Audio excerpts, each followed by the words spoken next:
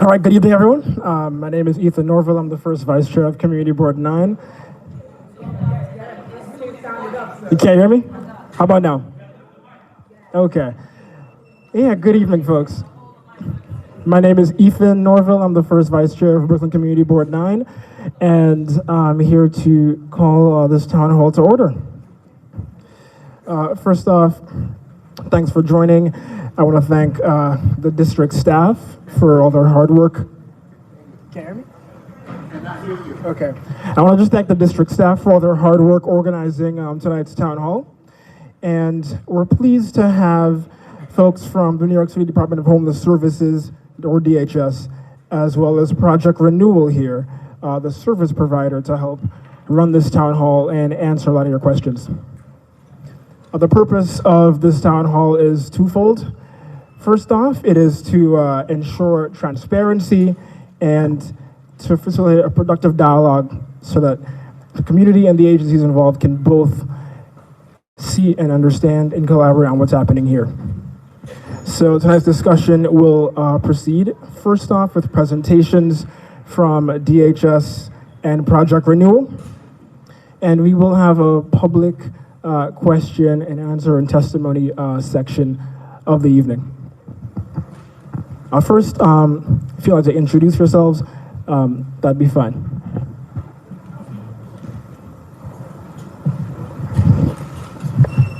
Good evening. Make sure everyone can hear me. Good evening. My name is Sonia Russell. I am the Deputy Commissioner for Department of Homeless Services, Adult Services, Shelter Operations. Hi, good evening. I am Yuri Sanchez. I am the Assistant Deputy Commissioner for Department of Social Services, Office of Intergovernmental and Legislative Affairs. Good evening. I'm Jamar Hooks, Deputy Commissioner of Intergovernmental Legislative Affairs at the Department of Social Services. Good evening. I'm Katie Bauer, the Chief Housing and Shelter Officer at Project Renewal. Hello, I'm Jamie Madden, the Chief Operating Officer at Project Renewal. Good evening. I'm Charles Mulham, Director of Security for Project Renewal. All right, thank you all for that. Now, before we start, just a few clarifying notes. First off, if you have a phone, please silence it or turn it off so it doesn't interrupt the event. Secondly, all side conversations must please be had outside. So if you want to talk for a second, feel free just to go outside first and talk in the lobby outside. So yeah, without further delay, I'll invite for presentations. Thank you for that. So I'll just kick us off and then pass to our provider partner to deliver their presentation. But thank you all for being here tonight and listening to our presentation. Thank you to the community board for having us here tonight. At DHS, we have a legal and moral obligation to support our neighbors in need. When New Yorkers come to us for support, the city has a mandate to house them. You might have heard recently that we are in the process of closing our 30th Street location, which is an intake and assessment site, due to years of deterioration. That issue is currently tied up in litigation. However, we had to move 800 clients that were in the assessment beds to alternative locations. The clients that were in those locations, alternative locations, also had to be moved.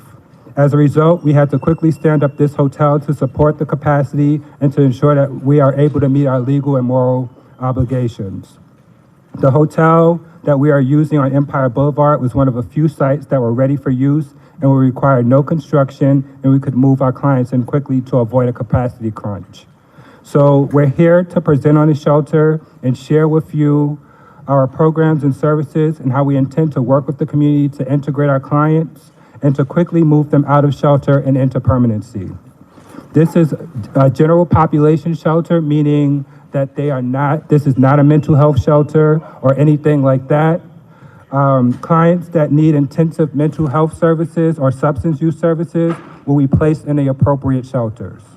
At this shelter, many of our clients will be working full-time, but their incomes are too low to pay New York City rent, so they rely on shelter to help them until they find better employment or connect to rental assistance like City FEPS to help them move out.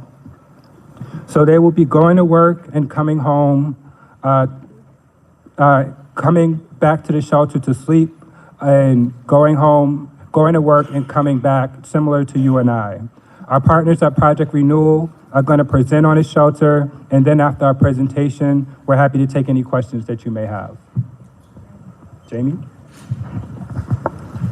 Thank you, Jamar. Good evening again, everyone. Project Renewal has been operating in New York City since the 1960s. We started on the Lower East Side with a goal to treat homeless men who also had substance use issues. That's where we got our start, and that's how we developed our integrated program model. Since that time, we have expanded and we now serve sites in Manhattan, Bronx, and Brooklyn. Our mission at Project Renewal is to build supportive communities where people achieve dignity and independence, renewing their lives with health, homes, and jobs. The health, homes, and jobs part of our mission statement is probably the key to understanding our integrated programs. By health, we have one of the city's largest networks of comprehensive health services for individuals experiencing homelessness. And 60% of our shelter clients also access our healthcare through one of our federally qualified healthcare clinics. For homes, we provide emergency shelter, but we also provide transitional and permanent housing to almost 4,000 New Yorkers a year. We operate 7 shelters across the city, and we serve about 2,500 people annually in them. With jobs, we have a robust workforce development program that focuses on sector-based training so that people who are residing in our shelters can get long-term employment and maintain permanency in housing. And just to reiterate what Jamar said, this is not a mental health or behavioral health shelter. It's a general population shelter where people are either employed or employable. So the integration of our programs and being able to provide workforce development programs in these sites is going to be critical. And the capacity is 110 clients. We consistently meet our placement goals set by us by DHS, and our average length of stay is about 8 months. So while there's like an 8 to 12 month time frame of how long someone might stay in shelter, our average is about 8 months. With that, I'm going to turn it over to Katie to talk more about the staff and programming at this site. Good evening again. I'll just talk through a little bit about the services that we will have on the site. We will have case management services that report up to our Director of Social Services. We will also have housing coordinators. Upon entrance to the shelter, every client will be assigned a case manager. The case manager will be working with the client from day one on their successful permanency into permanent housing. Our goal is not to have clients linger in shelter. Our goal is to connect them to the services, to the housing, and to the vouchers that they need to move on. We will also have a recreation specialist who will be providing activities, who will connecting clients to community resources for those that need them throughout the day. Additionally, we will have an operations team that staffs the building 24/7. The operations team is going to be working with clients throughout the day, making sure they have what they need, making sure they get their meal service, their toiletries that they need, and making sure that they're connected to their case manager. We will also have some healthcare staff on site, which includes a licensed practical nurse and a psychiatric nurse practitioner for those who might need some supports while they're in our shelter. And as I mentioned, we will also have our meal services provided on site with 3 meals per day and snacks. I'll turn this over to Charlie. Thank you, Katie. Good evening again. Charles Mulham, Director of Security. My job is to basically establish and maintain the security structure at the site. I've been to the site a few times already and done security assessments and walkthroughs. We've selected a security firm. We'll have 3 guards and 1 supervisor that will be posted throughout the building, 24/7, 365. They will complement our staff, the residential aides that we have, the RAs, to provide the full security of the building. What we also look at before we move to sites is that the building is adequately monitored with a camera surveillance system, and this building is no exception. We'll have panic buttons in certain areas. We'll have an access area where when the clients walk in, the guards will have a magnetometer and x-rays at their disposal along with Garrett wands. The guards and staff are to do hourly house runs which means from the top floor right down to the ground level, and just look from the edge to the edge of the building. That's like a perimeter patrol. I say that because these are not peace officers. They're not police officers. They don't have the right to arrest or detain. They are civilian security. They, by law, observe, detect, and report. They are uniformed. They carry Narcan, and they are trained in verbal de-escalation. If anything were to get a little more escalated than that, that would require NYPD assistance, then 911 would be called. Lastly, we have a good neighbor policy, which basically means when clients get included in, go down to DHS headquarters and opt to become a client and get designated into a shelter site, they are to sign as part of their orientation a good neighbor agreement, which basically says that they will commit to maintaining good relationships with all of the neighbors, both residents and businesses. In the event that their behavior changes, we obviously will aggressively case conference them to make sure we can correct anything. And then if anything changes where it doesn't, we look to transfer. I welcome any questions. Thank you.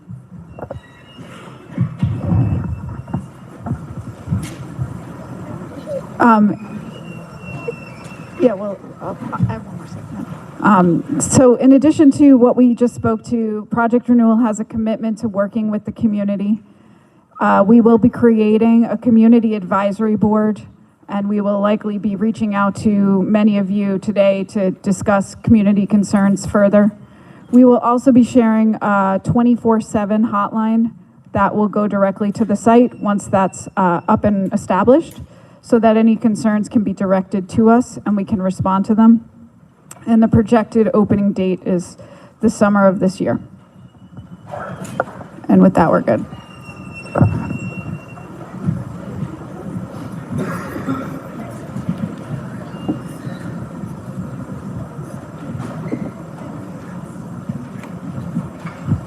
Okay. Are there any elected officials here right now who wish to speak on this issue?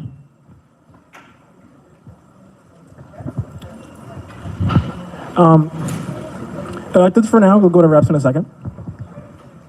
Yeah.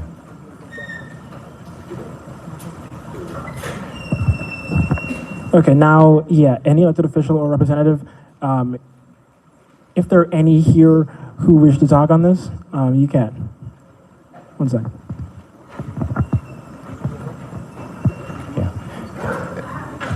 So any representatives who are here to speak on behalf of their elected official, please come to the front, down here, yes, where the box is, and give your 2-minute statement. Good evening, everyone. My name is Portia Edwards. I'm the District Director for State Senator Zelna Myri's office. We fully understand what's going on. We did have a meeting with DHS and DSS and Project Renewal last week. We've sent them a letter asking questions, and so we're here to find those answers as well. That's all.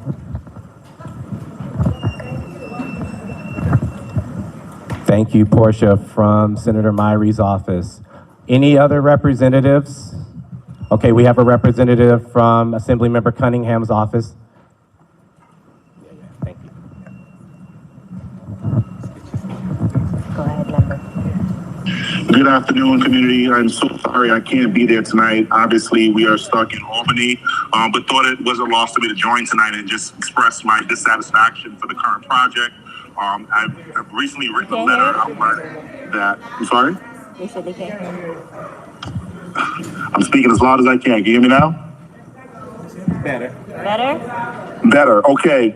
Well, I just wanted to say that I'm stuck in Albany. I could not be there tonight, but just wanted to state my position as I wrote in a letter, my opposition to this project, largely because this project did not have a lot of community engagement at all. My office has been engaged with the Department of Homeless Services, and we're scheduled to be with them tomorrow with our colleagues to get more information. But based on how this rolled out, we are totally unhappy with the process and wanted to make sure that community voices were heard. Again, sorry I could not be there today. I cannot wait till session wraps up and I can be home back in the district. But just wanted to again state that I am opposed to the process in which this is taking place. Assemblymember Brian Cunningham. Thank you. All right, Assemblymember Cunningham, thank you. Ferris up front. All right, we have a representative. Excuse me, please. We are going to keep this very orderly. Any outbursts, please just exit. I've worked too hard to get this together, and I'm not going to let you all mess this up for the people around you, your neighbors. They're all here to speak. Please let them. We have a representative from Assemblymember Ferris of Front Forest's office. Hi, good evening, everyone. My name is Karen Narevsky, Chief of Staff for Assemblymember Ferris Front Forest, representing the 57th District. She's also in Albany today, but myself and another member of our staff are here tonight. We also are in conversation with DSS. We've been meeting with neighborhood residents, and so we're really just here to listen and understand what the community concerns are and what the process has been from the city side and how we all can work together. So, thank you. Thank you. Any other representatives? We have a representative from Representative Yvette Clark's office. Good evening. My name is Ali Slavin, Community Liaison for Congresswoman Yvette Clark. The Congresswoman is in D.C., but she's being briefed and she's getting full reports of what's going on as far as the shelters are. So I'm here to take notes and report to her. Thank you. Any other representatives? I do know that some of the electeds are on the way, and when they arrive, we will give them an opportunity to speak to you all when they arrive. So they might arrive during the session with the Q&A session. We'll give them their 2 minutes, they'll speak, and then we'll go back to the Q&A. All right.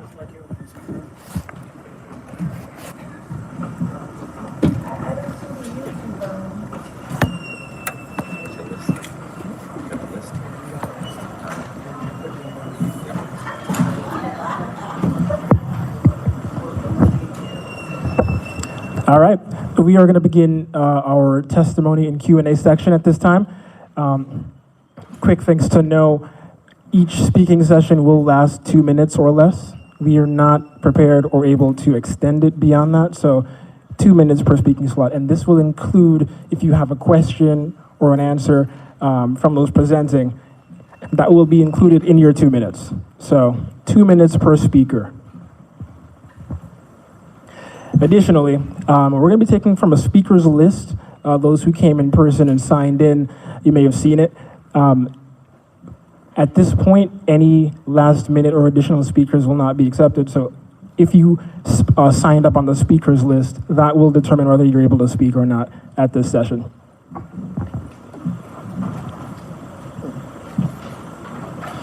So out of those who signed up, right now we have Ali Sakaruk. Yes, please come to the front, and you'll be given a mic you can speak from.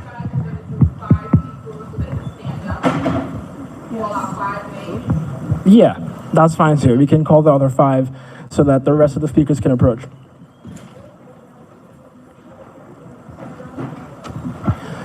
So the remaining 4, we have Sparkles, we have Beverly Garson, we have Angel Alves, we have Shania Hartley. Can't hear you in the back. Okay, my apologies. The first 5 names, I'll repeat. We have Ali Zagaruk, we have Sparkles, we have Beverly Garson, we have Angel Alves, we have Shania Hartley.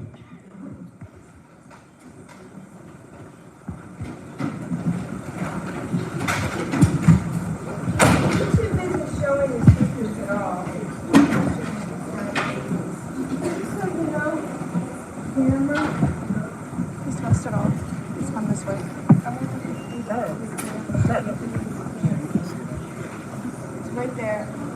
Yes, thank you. This is a live stream. Oh, that's nice. Yes.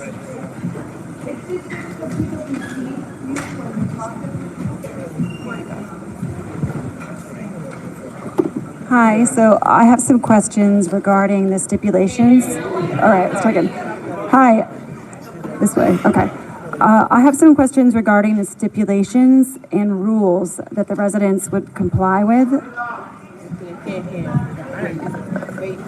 Okay. Try it again. Try going again. Hi. Is that better? No?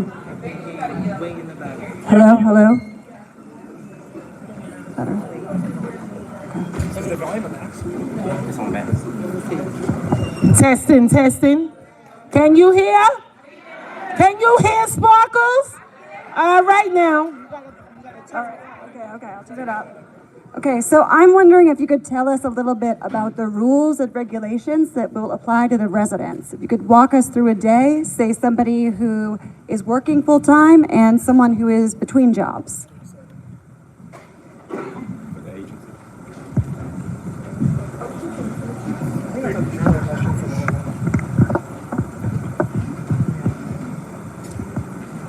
Our residents are provided 3 meals a day, so they wake up like all of us and they go and they get breakfast. They might engage in a group activity. Katie spoke a little bit about some of those activities, work and employment activities, housing and understanding what's needed. They might meet with a case manager. They might meet with one of our clinicians for evaluations that they require. They might also go out for their employment. There is a curfew they have to be back by, and there is a good neighbor policy, as Charlie mentioned. The good neighbor policy focuses on what we all would focus on in terms of being good neighbors, so not loitering in public spaces, coming back by curfew, not engaging in negative activities out in the community. Thank you. I'm wondering, is there any mandated drug testing? No, there is no mandated drug testing. Why not? Hold on. This is the way we're gonna do this. You're not there. These are the speakers. We're gonna extend this time because you all yelled out. Please show the people who are up here speaking some respect. All right, the yelling out is not gonna work tonight. Please answer, thank you. There is no mandated drug testing because we are a right to shelter city, meaning that folks who are experiencing homelessness have a right to shelter regardless of whether they're substance users or not. So we do not drug test clients.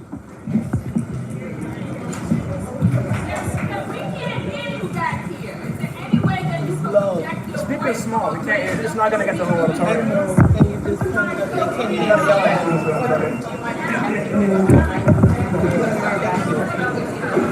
Okay. Must they provide evidence of job searching? That's it. Okay, your time is up. All right. Next, who's the next speaker? Sparkles. To answer her question, the answer is yes, they must provide proof of job search. Thank you. Good afternoon, I'm Sparkles, representing our community in Crown Heights. My question, what resources are going to be on the site? And what is the specific of each of the resources, the roles and responsibilities? Will the staff on site be dispensing morphine drugs that helps with addiction or anxiety or anger chemical imbalances? So your first question is, what resources are going to be on the site? So we have a list of operations staff, which includes the director, residential aides, and shift supervisors who will be there to ensure that the residents are engaged in meaningful activities and to help identify resources for them. There's also a clinical staff, which includes case managers, housing specialists, and recreational specialists that will help with housing packets and that will help connect people to resources. Because of Project Renewal's healthcare program, there will also be access to healthcare and workforce development opportunities for these residents, and they will be engaging in groups like financial management, housing readiness, connections to community resources. There will also be recreational and community outings. And your resources, the roles and the responsibilities? So we have a shelter director, we have a director of social services, we have several case managers, a housing specialist, a recreational specialist, and an admin. We also have an assistant shelter director, operations coordinator, shift supervisors, residential aides. We have a licensed practical nurse, a psychiatric nurse practitioner, and we have several security staff. There will be at least 3 guards and 1 supervisor, so 4 security staff in total, 24/7, 365.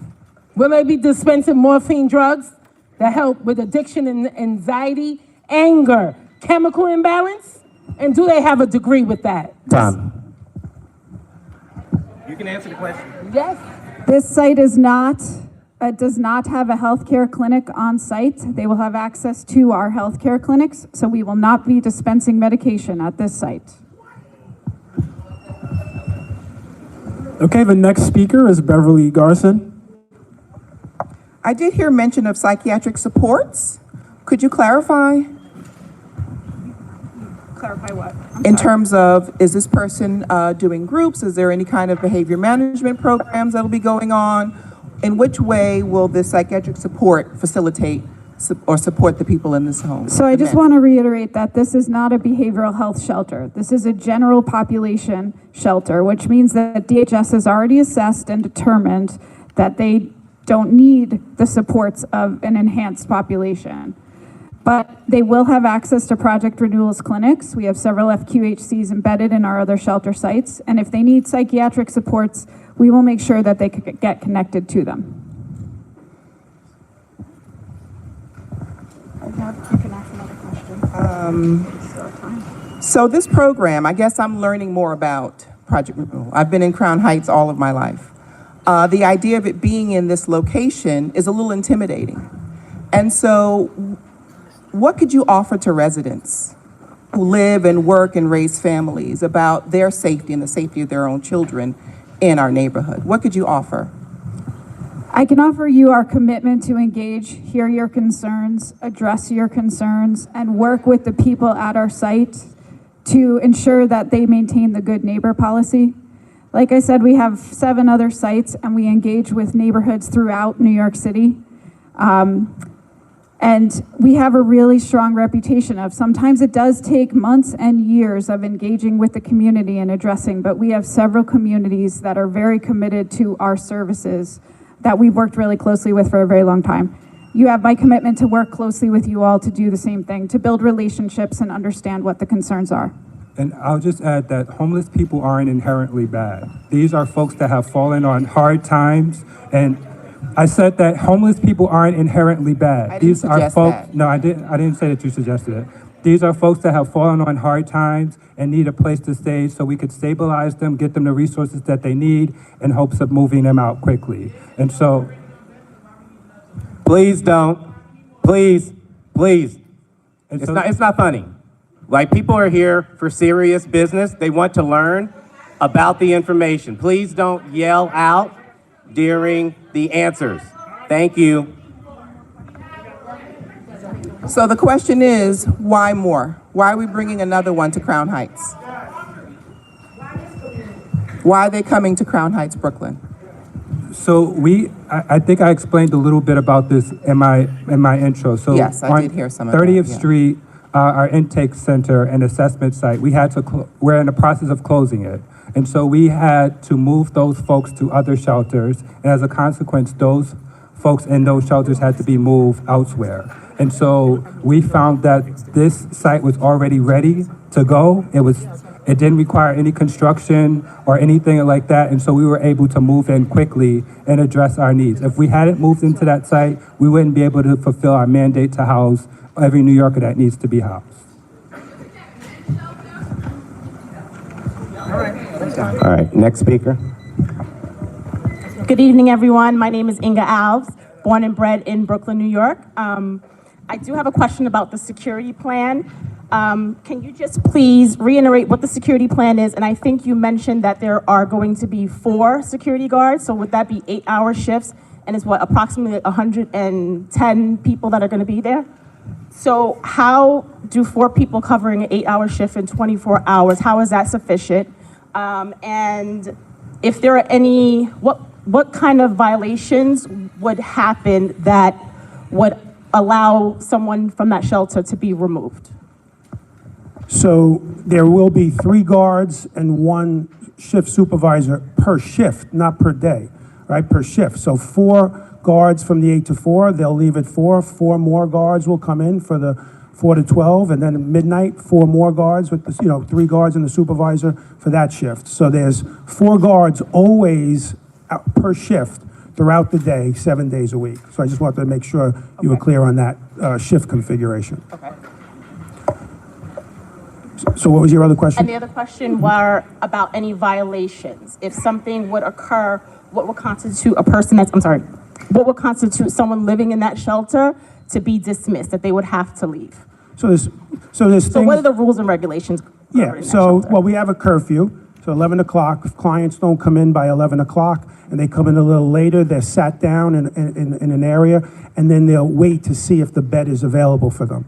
If it is, they'll get the bed. It could be hours later. If it's not, they'll be removed by the DHS and they'll go to another shelter. Now, that doesn't necessarily mean that bed stays vacant. There might be a situation where someone did the same somewhere else in the city, and then they're brought by the DHS to our site at that point.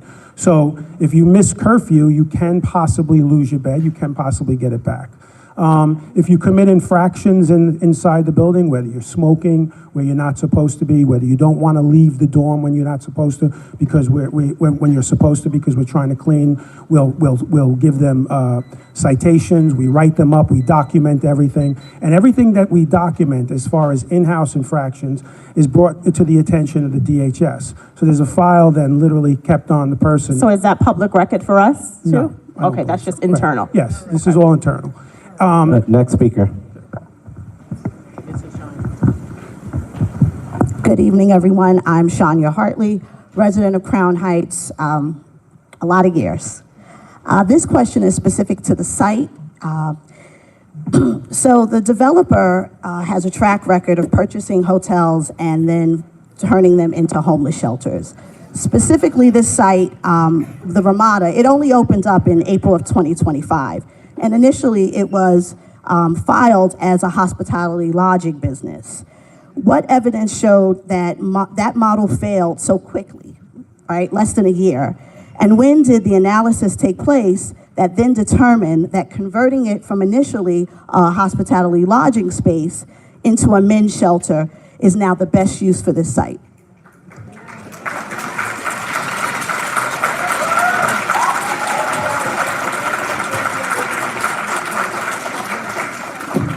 Hi, while I will not speak on the developer, but I just would like to let you all know that we, the city of New York, right, has an agreement with HANIC, the Hotel Association of New York City, to bring on hotels should we need the additional hotels to meet our capacity needs. So that is the case here for this one, to meet our legal mandate to shelter folks, legal and moral mandate. So this is part of the agreement with the Hotel Association.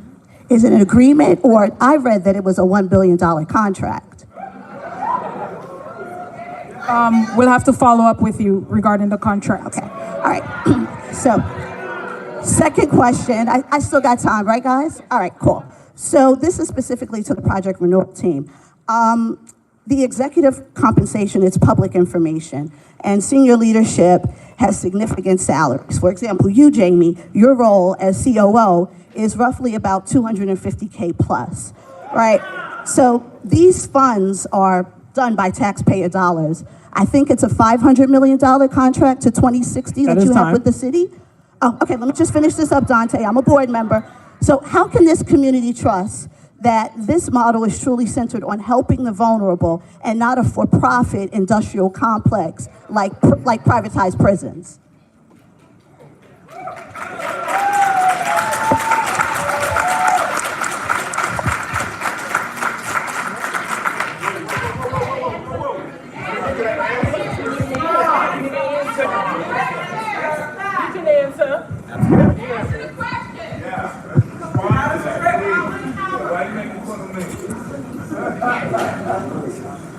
I can tell you that Project Renewal is committed to our mission to house people, to ensure that they have access to health care, and to ensure that they have sustainable employment.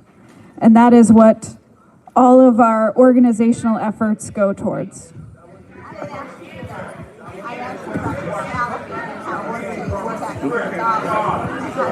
Okay, we're going to get back to order for a second. We're going to continue with our Q&A. We're going to continue. We're not going to interrupt them.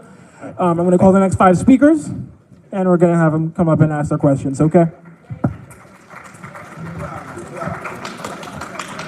At the next 5 are Yasmin Ramirez,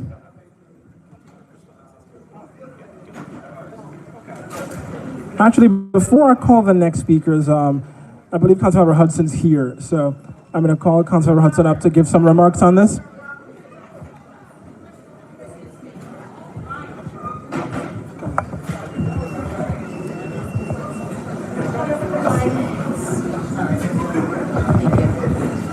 Thank you. Good evening. I'm sorry I'm coming in a little bit late. My team has been here the whole time. I'm coming from a funeral, so my apologies. I want to read a statement, and we'll obviously, allow the Q&A to continue, but I'm also happy to answer any questions that folks may have for me if Dante allows it. It's no secret that homelessness is a citywide crisis that has been exacerbated by both the skyrocketing cost of living and stagnant wages in recent years, among other factors. And according to the Robin Hood Foundation's annual report on the state of poverty and disadvantage, there are more New Yorkers living in poverty, 2.2 million as of 2024, than at any other point over the last 10 years. We also know that there are no sustainable solutions to homelessness that do not involve creating safe places for people to rest their heads at night. The unfortunate reality here in New York City is that the very single adult men set to reside here in Crown Heights are experiencing the same type of hardship that could impact any one of us at any time through job loss, illness, rising rents, or a family crisis. In fact, as of 2024, half of adult New Yorkers faced at least one form of disadvantage, like poverty, severe material hardship, or health problems. The assumptions and stereotypes that I have heard from the calls and emails to my office about single adult men and single adult Black and brown men, to be specific, and their proximity to schools and churches, as if students don't encounter single adult men on their blocks and walks to school, on the buses and trains they ride, at the supermarket, in the park, or even in their schools, and as if we don't want single adult men entering the doors of our local churches, mosques, or synagogues, whether to pray, renew their faith, or find the strength in community to endure through their most difficult moment. With the resources and services made available to shelter residents by Project Renewal, as you've heard, these men are getting and keeping jobs, being connected to housing vouchers and other government assistance, and moving into permanent housing. On average, this happens within 9 to 12 months, which is a true testament to the hard work of the service providers and those at DHS. And while I take the concerns surrounding transparency and the city's fair share law seriously, it should be noted that, though it may not feel this way, there are community districts and councilmanic districts across the city that are carrying significantly more of this responsibility than we are, and others, of course, that are carrying far less. But I can guarantee that those doing less will no longer be able to opt out. Those days are over. No neighborhood nor community can oppose affordable housing, supportive housing, rezonings, and shelters, and then expect homelessness to simply disappear. New York City has a legal mandate to provide shelter to anyone who seeks it, thanks to the 1979 landmark lawsuit, Callahan versus Carey, and we should be proud to be a right to shelter city. But as with all things, there's always room for improvement. As your local representative and chair of the Committee on General Welfare, which oversees the Department of Social Services, Department of Homeless Services, and the Human Resources Administration, I will always fight for all levels of government to do better by every New Yorker, not the least of whom may be experiencing homelessness. And as an elected official, it's my responsibility to show up for people in their greatest times of need. It's my responsibility to see the dignity in all people, and it is my responsibility to not allow fear to drive policy. So I want to thank Community Board 9, the Department of Homeless Services, and Project Renewal for organizing the town hall, and by demanding more transparency, better communication, and deeper resources for the communities I represent, I'm confident we can work together to support each other as well as our neighbors with the greatest needs. Thank you.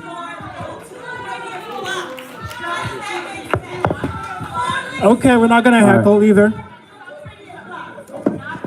All right, we're gonna call the next 5 names.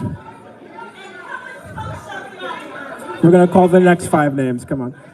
All right. Please be respectful to the next round of speakers, thank you. All right. Next 5 names we have Yasmin Ramirez.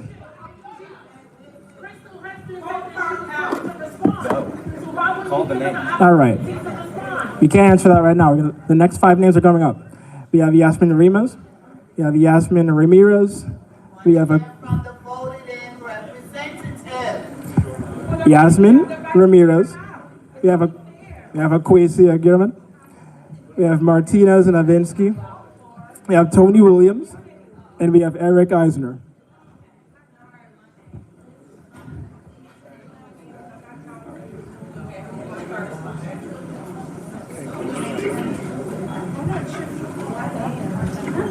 Martinez. We're going to repeat the names real quick. We have Yasmin Ramirez. We have Akwesi. We have Tony Williams. Eric Eisner.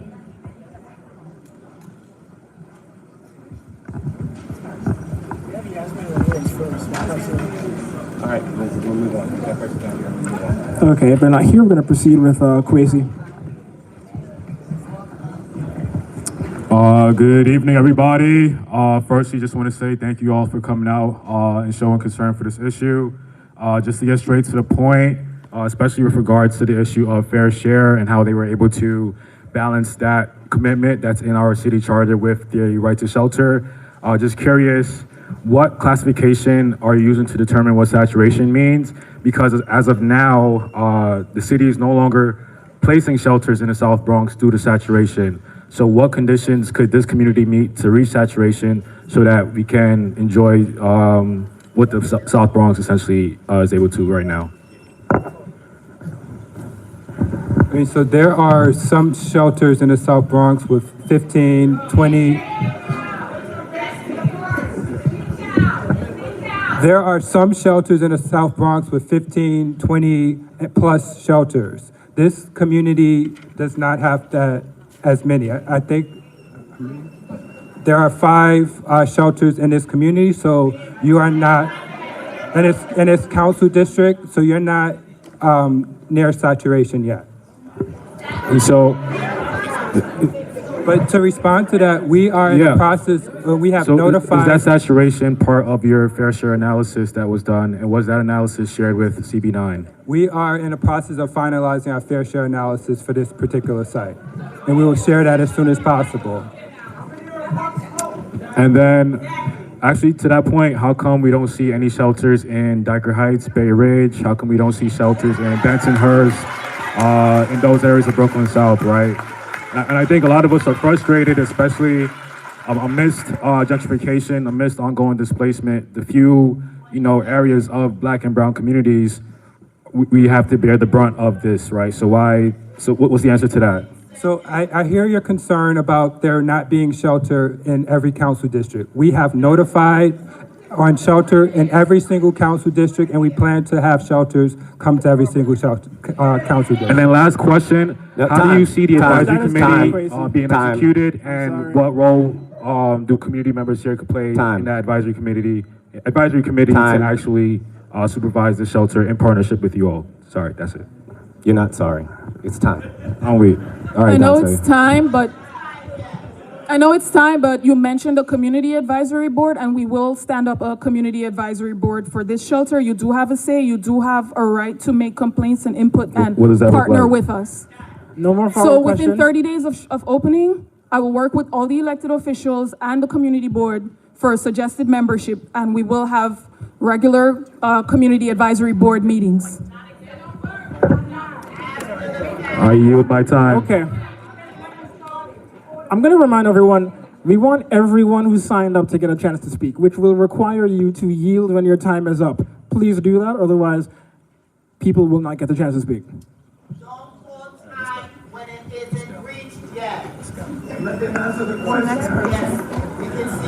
We said very clearly in the instructions, come on now, we want everyone to have an opportunity. The instructions were very clear. You get 2 minutes. If you can do a Q&A in that 2 minutes, that's your Q&A. We said that, we made it very clear. So please, listen to me. What we're gonna do is, please don't ask multiple, like when your time is up, they can see it, the time is up. The agency, please just allow them to answer the question. and then we will move on to the next speaker. Don't keep asking questions. All right. Okay, next we have Yasmin Ramirez. You're on to speak for. Good evening. My name is not Yasmin. I am a neighbor of Yasmin Ramirez, and I'm taking her time with her permission. I'd like to confirm that this agency is the same agency that's responsible for the men's shelter at the Armory at Bedford and Atlantic. Is that something that you also operate or no? Yes, this is a DHS shelter. This is an assessment site at Bedford and Atlantic. That shelter that you But just to referred clarify, Project Renewal does not run the shelter program at Bedford Atlantic. So the services that you detailed that will be available here, are there similar services that are supposed to be in place at Bedford and Atlantic? So Bedford and Atlantic is an assessment shelter. The men that are at that location are only there temporarily while they are assessed specific to their needs and circumstances, so they are then transferred to a program shelter that meet their needs. The site with Project Renewal is actually a program shelter. So men who are at Bedford and Atlantic, they would be assessed, and if appropriate, they will or may be placed at the Project Renewal site. So it's a difference between an assessment shelter and a program shelter. All right, and my last question then is the activity that we see at Bedford and Atlantic on any given day, especially on a nice day, where when you get to that corner, you are bombarded by the men who have to leave it at a certain time in the morning. Is that something that you can guarantee we will not be experiencing in this community?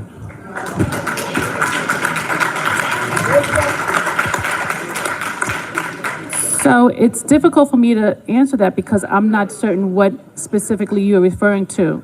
So I'm being honest. But again, if there are any issues at the Project Renewal site, they've indicated that they have staff and they have security that will address those issues. Same at Bedford and Atlantic. If there are issues at Bedford and Atlantic, the staff is there to address. But again, Project Renewal has security, they have operations team, they have a 24-hour hotline. If there are any issues that are going on, we encourage our neighbors to call that hotline and or reach out to Project Renewal. We also don't ask people to leave. If they are, they're at the shelter in the morning, they can stay at the shelter. They do not have to leave the site. Okay, next speaker is Martinez Novinsky. Hi there, good evening, can you hear me? Okay, great. I have a comment and a question. Comment first. I voted for Mayor Mamdani.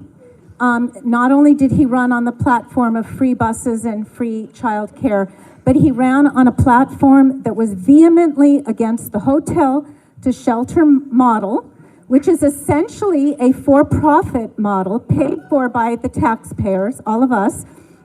This very shelter is precisely the very setup that the mayor had, as a social democrat yet, has been opposed to. This model isn't prudent financially, and it's humane in terms of its structure, institutional-like structure. There are several thousand vacant units in our district, for example, and in many other districts. The cost of an apartment and social support will cost a great deal less and be more of a beneficial impact on an individual and as the community as a whole, rather than have this particular shelter. My question to you is, what criteria are you using to determine what fair share is? So it's basically reiterating, saturation, but how do you define fair share? Because as far as we can tell, we have had our fair share. We have more than 5 shelters that you mentioned, and we have a lot of pocket shelters. We have, from what we know, our fair share. And in fact, in 2023, the city controller audit showed that there was a failure to actually follow the Fair Share Act. So I ask you that.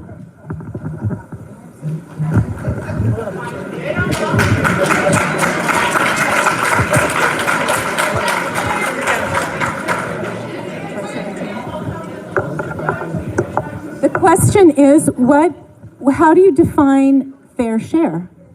What is that exactly? What constitutes it? A fair share takes into account all of the characteristics.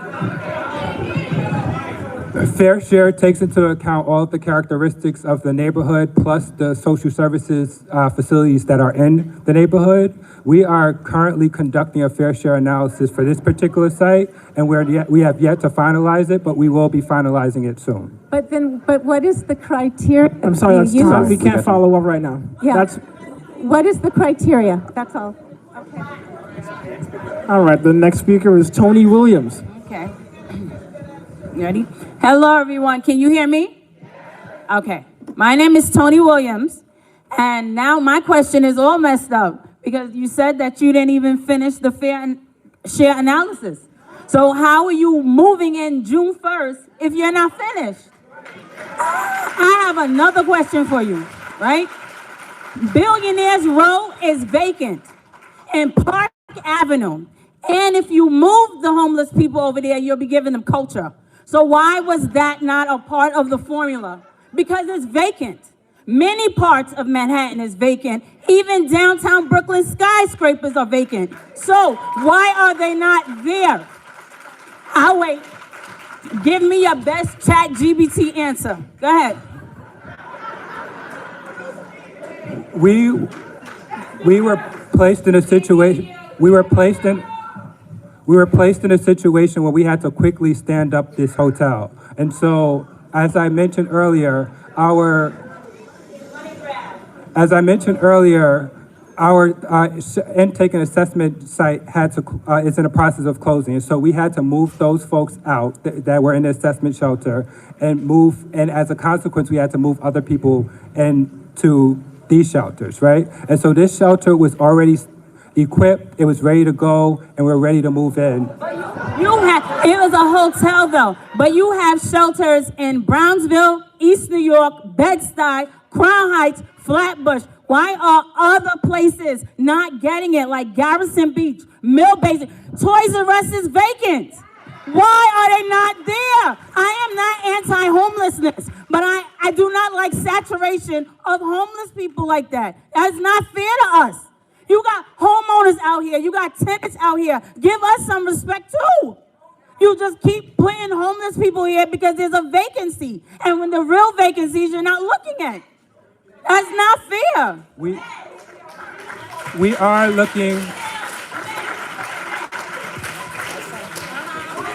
We are looking to site shelter in every council district. We've notified in every council district, and we intend to put shelter in every single council district as the council member has suggested. If they aren't there now currently, they will be soon.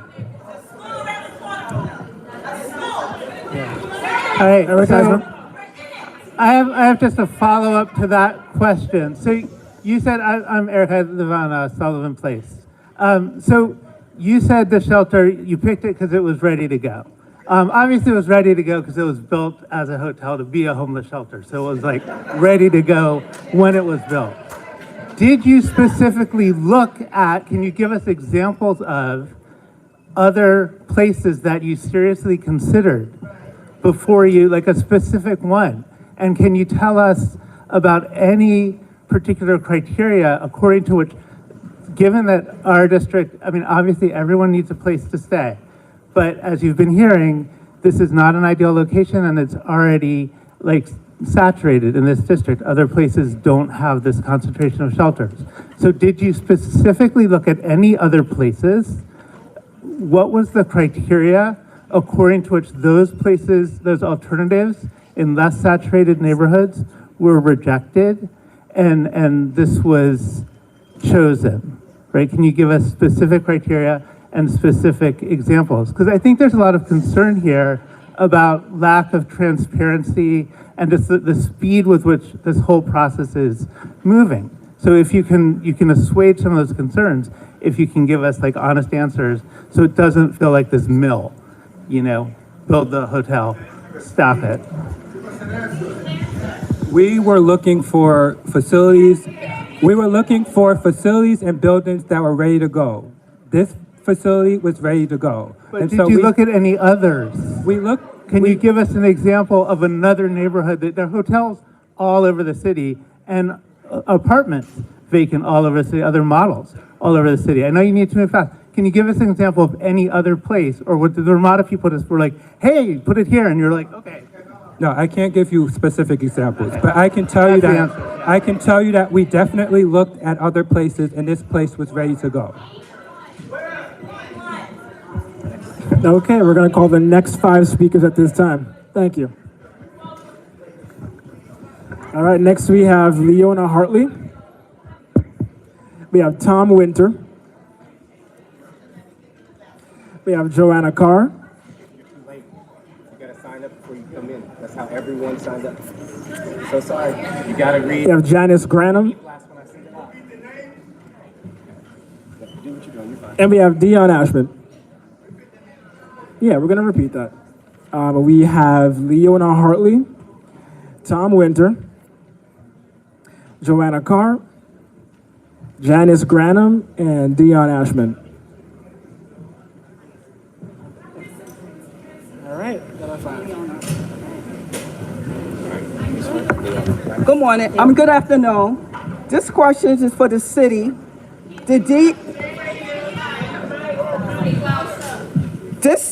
This question is for the city.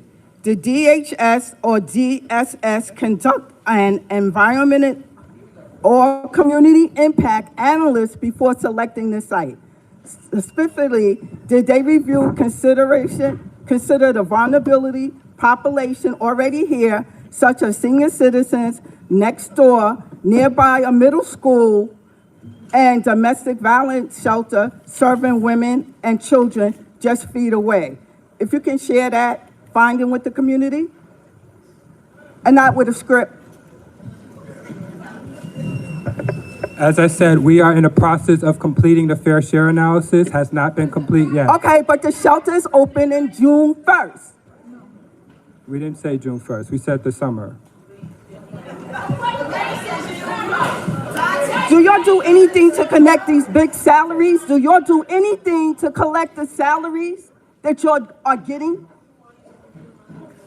Okay, besides reading from a script and putting it in my community that I pay my taxes for? I'm waiting for an answer, sir. What is the environmental impact? That's what I asked you. We did not conduct an environmental impact because this was an existing hotel facility that did not require us to conduct an environmental Okay, it was a hotel facility in which the city will pay $1,000 a day to house homelessness. Can't cut down the trees, can't get rid of the rats, okay? That's what I need in my community, and I deserve that. I need to live comfortably, okay? Not bombarded with people who's gonna come and disrupt the community. Okay, can I get an answer for that, please? Our goal is to integrate our clients into the community so that they are an asset to the community and not a problem. How they gonna be an asset to the community? You got 110 people and 4 police officers. Next speaker. Finish, answer it, and the next speaker. Okay, can you answer that for me? What was the question? Now you don't know the question, right? Now you don't know the question. Ms. Hunter, please just re-ask the question, please. Next speaker. Okay, hi. My name is Tom Winter. I'm a neighbor on Sullivan Place. And I want to get the timeline right. So we heard June 1st. You say summer. What's the date? In the summertime, right? We typically don't give dates because anything could happen to prevent us from... I don't have a date. It's in the summer. So you're in the middle of scrutinizing this. You still say it's in summer. You don't even have your study done. How can that be? So how can you have a prospective opening date when you don't even have the study done if we have reached the fair share already? So you are so far ahead in this game. So what if your fair share analysis is a real analysis and finds that this community already has its fair share? What then? We can say... Fair share is not tied to a particular number of sites. Fair share is not tied to a number. He just said that you are in the middle of assessing fair share. So fair share is something that needs to be scrutinized. If fair share is reached, there is no more shelter in this neighborhood, okay? And then what? Is there like an alternative? Do you have a plan B? Do you scrutinize other sites in case that happens? I'm just quoting you. You are in the middle of your fair share analysis. So is this a fair share analysis or not, right? If you already know the outcome of that fair share analysis, you don't need to do it. So the other question I have is, what is your emergency authorization to get the shelter in on the Homeless Services website? It says on the average 259 days of notice. We only get like maybe a month and a half notice. So how come? So what's the emergency? What's the emergency authorization that you act under? You may answer, but yeah, this time. Go ahead. So on average, we try to inform the community as early as possible, so the 259 days is the average. But we're required by law to provide notification 30 days in advance of a shelter opening, which we've complied with.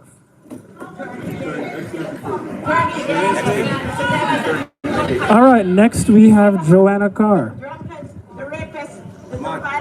Joanna, let's go. Please begin. Hello. My name is Joanna Carr. I'm Community Board 9 meeting.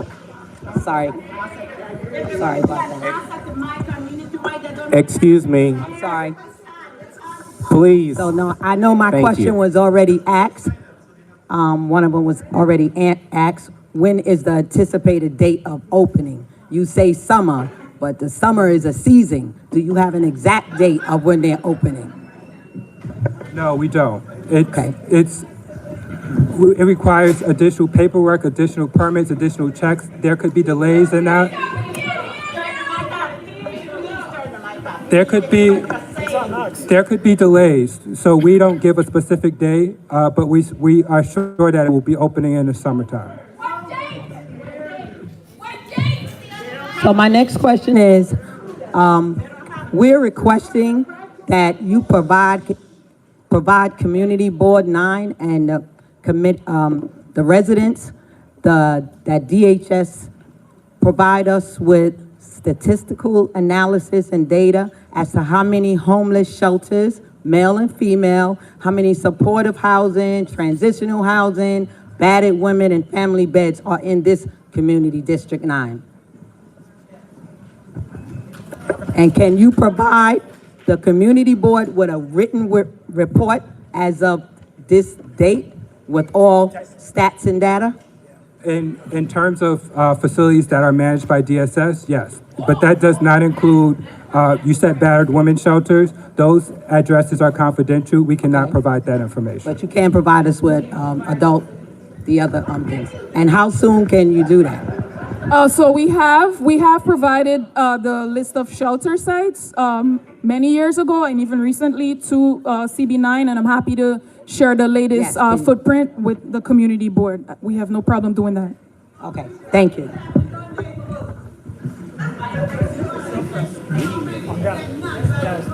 Good evening, everyone. Dion Ashman, lifelong resident of the neighborhood.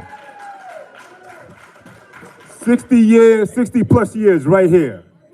All right, so I have a two-part question. One is for you, Mr. Boham. Is it Moham?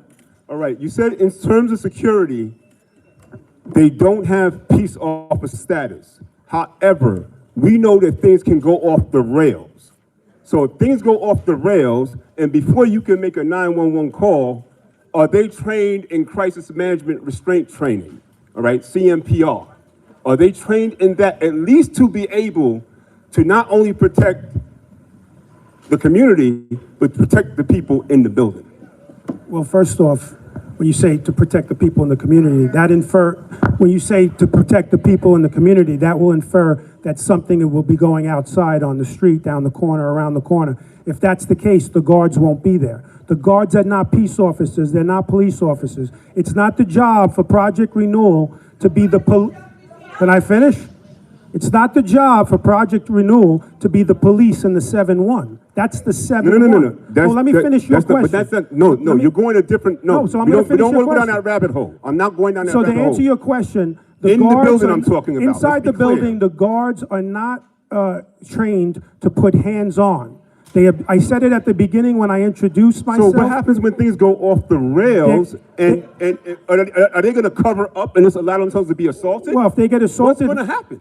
Sometimes guards do get assaulted. I know that, but I'm saying, what's going to happen with your guards? If they get assaulted, they call the police and then they charge the person who assaulted them. All right, hold up. All right, fine. Thank you. Now, Mr. Hooks, do you realize that you're in violation of the fair share portion of the New York City Charter? Do you realize that? Yes or no?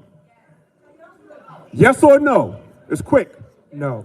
No, you don't realize that? Go research it, all right? Now, and put that shelter in another neighborhood. We have, dating back to 2017, we had 19 shelters here and 1,700 beds. They were supposed to reduce that to 4, and we were going to still have 700 more beds for 2,400 beds with less shelters. You have to go back and review that and put it somewhere like Bath Bay, Bergen Beach, Brooklyn Heights, somewhere where they don't have any shelters. There's at least 8 to 11 neighborhoods, community board districts that don't have any shelters at all. Time. This is an insult and a disrespect. Time. And you should know better. Answer the question. Next we have Janice Granum. Good evening. As you can see from the analysis of the community, I don't think many people are for this. And don't let me ask them to stand, but I won't, because it'll cut into my time. Question. When did the city sign the contract, if they did, with Ramada to convert it from hospitality usage to a shelter? Give me a date. Don't tell me a season. I need a date. Was there a contract signed? And if so, when? I think I'm talking to y'all, right? Who's going to answer it? Is there an answer? Crystal, you in the building?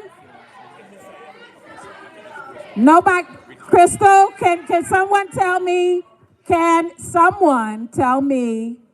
when did the city sign a contract with Ramada Inn to convert it from a hospitality usage to a shelter? That's my one question. And I'm not going to cut into my time while Crystal's coming up. The other question, what price per night, per bed are my tax dollars paying? And what is the total projected budget for this shelter, which should not open in any season on Empire Boulevard? Okay? Crystal, you can answer that when the contract was signed, please. So I don't know when a contract was signed. I don't have, that's not the way this works. We don't receive. Please give the council member time to answer so we can get through the rest of the speakers. Thank you. They don't tell us the date that the contract was signed. Stop my time. She's got my time.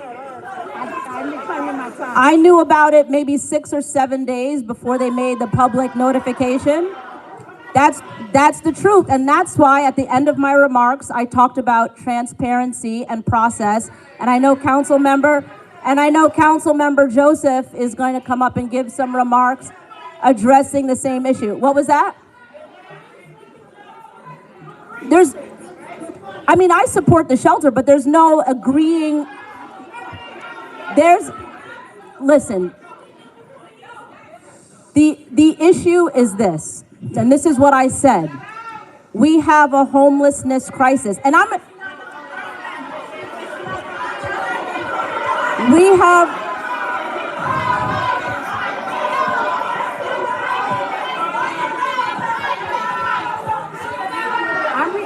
The districts where there are no Please shelters, allow the council member to speak. the districts where there are no shelters are getting shelters.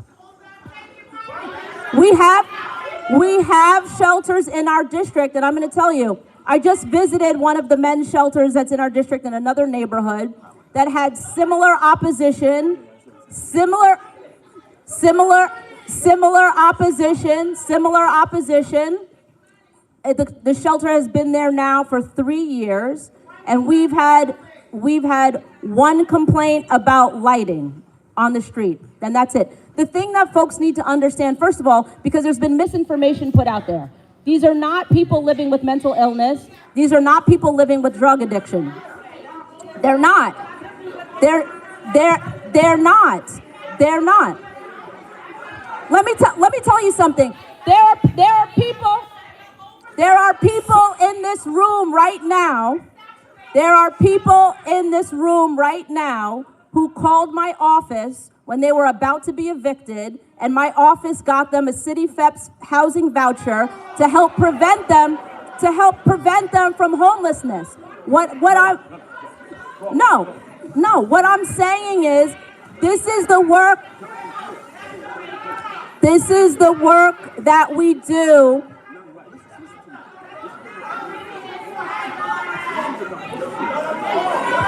All right, folks, 1 second.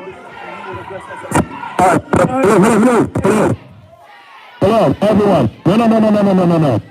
Listen, everyone. Everyone. No. First of all, we need to put this down. Okay, I got you. Okay. We need to bring this down. Hold on. This conversation is not going to happen if we are doing it this way. There are a lot of people in this room who wish to be heard, who have signed up. We have a limited time here, and we want to make sure as many people get heard as possible. The council member is here. The council member can answer questions. We will try. Listen. And what I'm saying is, giving this point of clarity right now does not allow, no, we can't do this. It's not going to allow for everyone to say what they need to say. We are going to make sure we will engage with the council member's office and the council member. If we can do that this evening, we're going to do it this evening. But we came here to let the town speak. And it's not going to happen.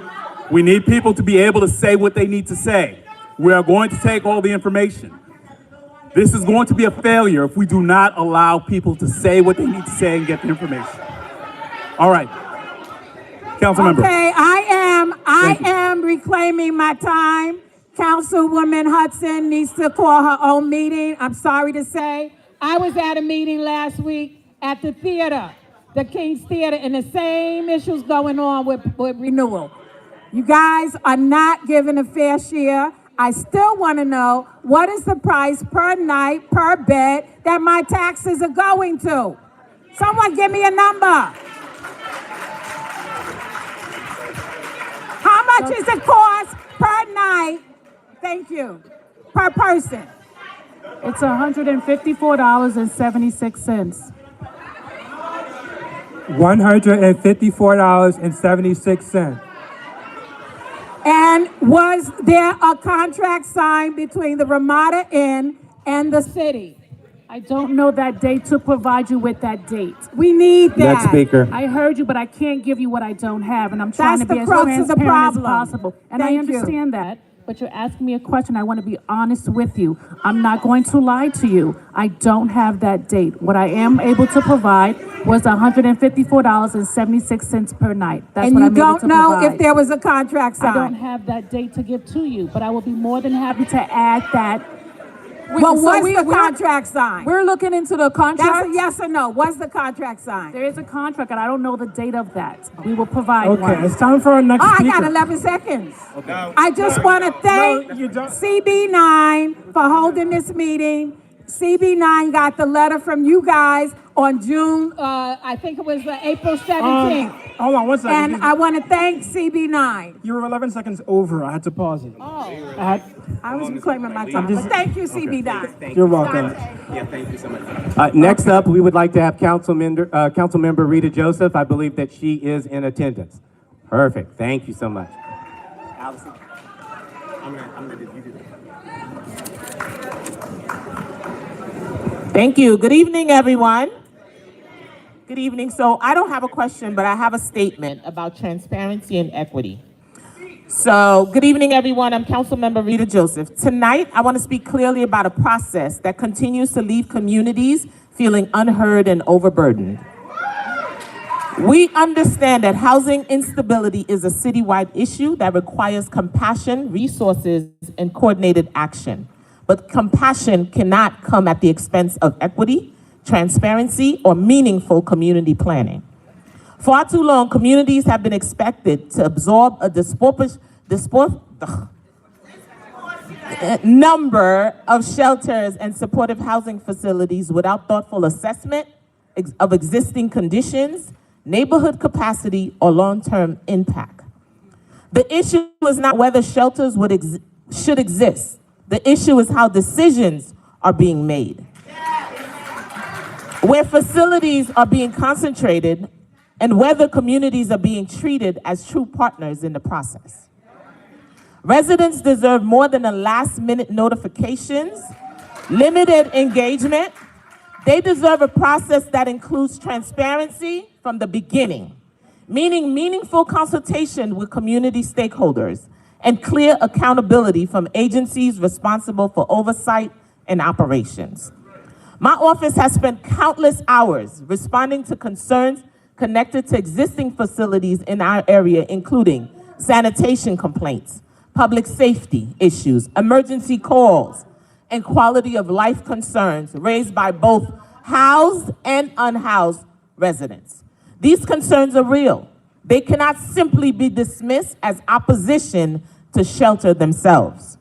If New York City is serious about addressing homelessness, then we must also be serious about creating a fairer placement process. That means distributing shelters more equitably across all neighborhoods. Improving of existing facilities, investing in supportive services, and engaging communities before decisions are finalized, not after. Our city can lead with both compassion and fairness. Those values are not in conflict. Matter of fact, they go hand in hand. So again, I'm calling on the agency to do this equitably, fair, accountable. We cannot continue to carry the burden. We cannot. And we're not against our unhoused neighbors. Matter of fact, we support them. Thank you. So, but the process must be fair. And you see, every single one of us here said that. It's not we're against. We want to be fair, equitable. We want the conversation to be not after the fact, but engage in real dialogue, in real time. 8 months ago, 10 months ago. Not 2 months, not 1 month, not enough time. So that's all I'm saying. Thank you all.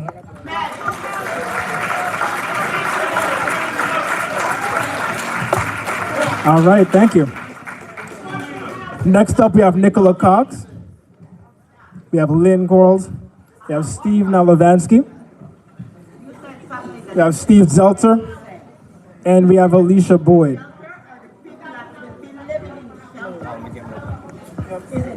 We have Nicola Cox, Lynn Quarles, Steve Nalovansky, Steve Zeltzer, and Alicia Boyd.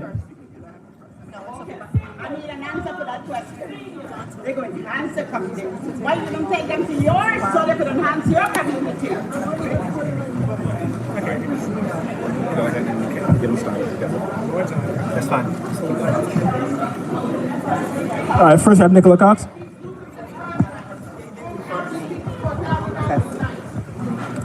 Good evening. I appreciate Council. Hold on. Can you hear me now?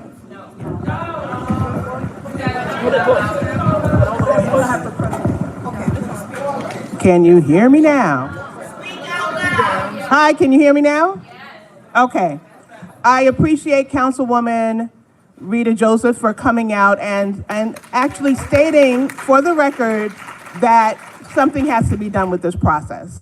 Now, I live here for many years, and I represent a block association that has been around since the 60s, and I always say, we have gone through the ups and downs of this community, as well as Ebbets Field, as well as many other residents in this community.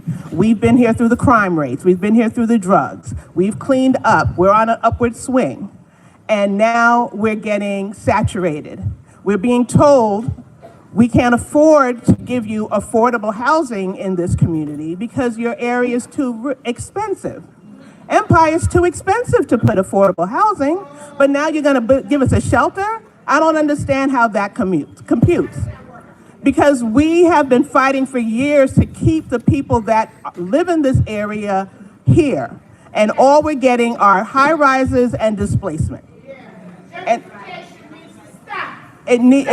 And we understand and we respect and want to help the people that do not have homes currently. And we have several shelters already in the community, and we want to protect those populations that are here. And it's a delicate balance between the number of housed, unhoused, tenants, apartments, home owners. And if you overwhelm our community, you're going to tip the scale. I was listening to the people in District 14 talking about the issues that they have. And we don't want that happening here. This is a corridor that's trafficked by children, preschoolers, teenagers going to school. We have a senior center next door. We have a family shelter, a women's shelter, and so we want to make sure that the services are put in place to make sure that they stay protected and this community stays protected. And I don't think that this shelter belongs here to do that. All right, ask my question about Next we have Lynn. I talked too long. I didn't get my question. Okay, very quickly, as a reminder, we want all the speakers to be able to get their time and to be heard. So if we can refrain from the comments and the loud noises, we want to hear from all the neighbors. Okay, so please, just as a reminder, thank you very much. Can you hear me? I don't even need this. Can you hear me now? I don't need it. But I'll use my microphone so everyone hears me. What an incredible crowd we have here tonight. I'm kind of a newbie here. I've only been here for 9 years, but this is unbelievable. People from every aspect in this room, and I hope they notice this. But I want to say one thing quickly. I have the shadow of Maya Angelou looking over me right now when she wrote that the circle of life includes the care of the elders. They have paid their dues, and they deserve and support our care and our respect. Because the elders, and I'll be 82 in July, I'm one of them, are the fundamental part of the human circle. And I would guess all of you probably agree with what Maya Angelou wrote years ago. I can't imagine you didn't. But here's my question. You've already mentioned that you really have not done an environmental reaction act, whatever it's called, right? It hasn't been done. I understand that, the impact analysis. But has anybody here done what I did with my wife? You heard her a couple days ago. Did you know that the daycare, the new Ramada Inn shelter, is 200 feet from a daycare center for the elderly? 200 feet. Another 100 feet is a liquor store. Wow. Wow. And then another 100 feet across from there will be an unnamed shelter, which somebody else might speak about tonight. So you see the whole lineup that we have here? The men's shelter, an elderly shelter, a liquor store, and then an unnamed shelter. What's that? Oh yes, a drugstore. Right. So it's quite a scene. Empire Boulevard is becoming Shelter Row. So my question is, are any of you talk about the good neighbor policy, which I'm encouraged by, but has anybody taken the time to go to the site, walk in the front of the Ramada Inn, walk to the elderly daycare, maybe knock on the door? Finish the question, please. And ask them how they felt about it. That's it. All right, next we have Lynn Quarles. To respond to your question, the three of us have been to the site. We've walked around the neighborhood. We will be engaging the community. Part of coming here was understanding who is part of the community and making sure that we reach out to everybody who's interested in meeting with us to have productive dialogue.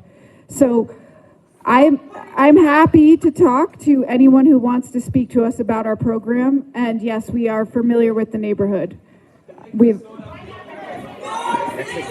All right, the next speaker is Lynn Quarles. All right, I just want to remind everyone, you have the answer. We're going to go on to the next speakers. Understood, ma'am. And we're going to hear from other neighbors who have additional things. We already have, okay. Outbursts cut into speaker's time. And we hear you. And neighbor, and we hear you, and we hear you. But we need to hear from everyone as well, okay?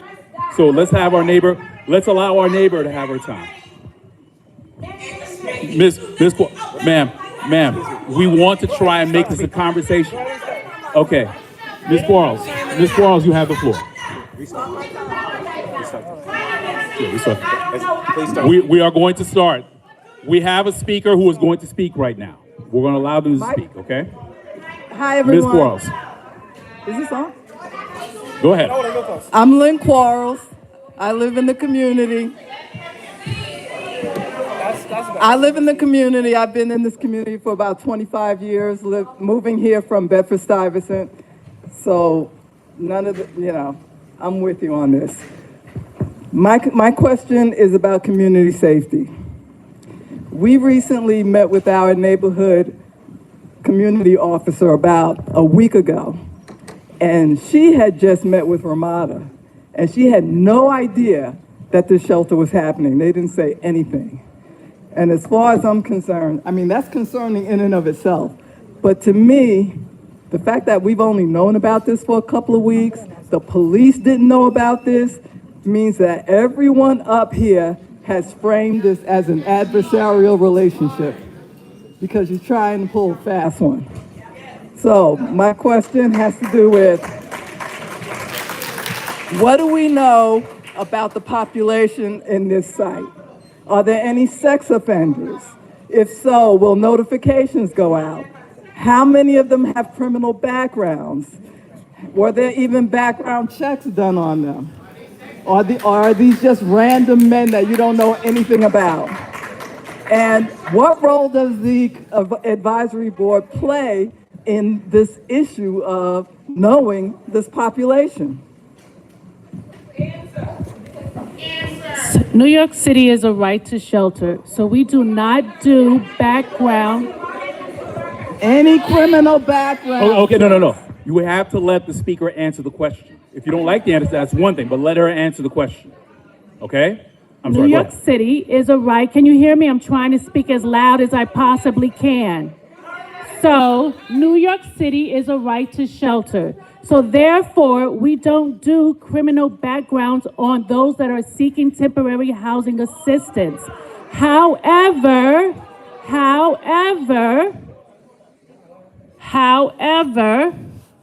if a shelter is opening within 1,000 feet of a school, we do not place those that have SARA restrictions at that site.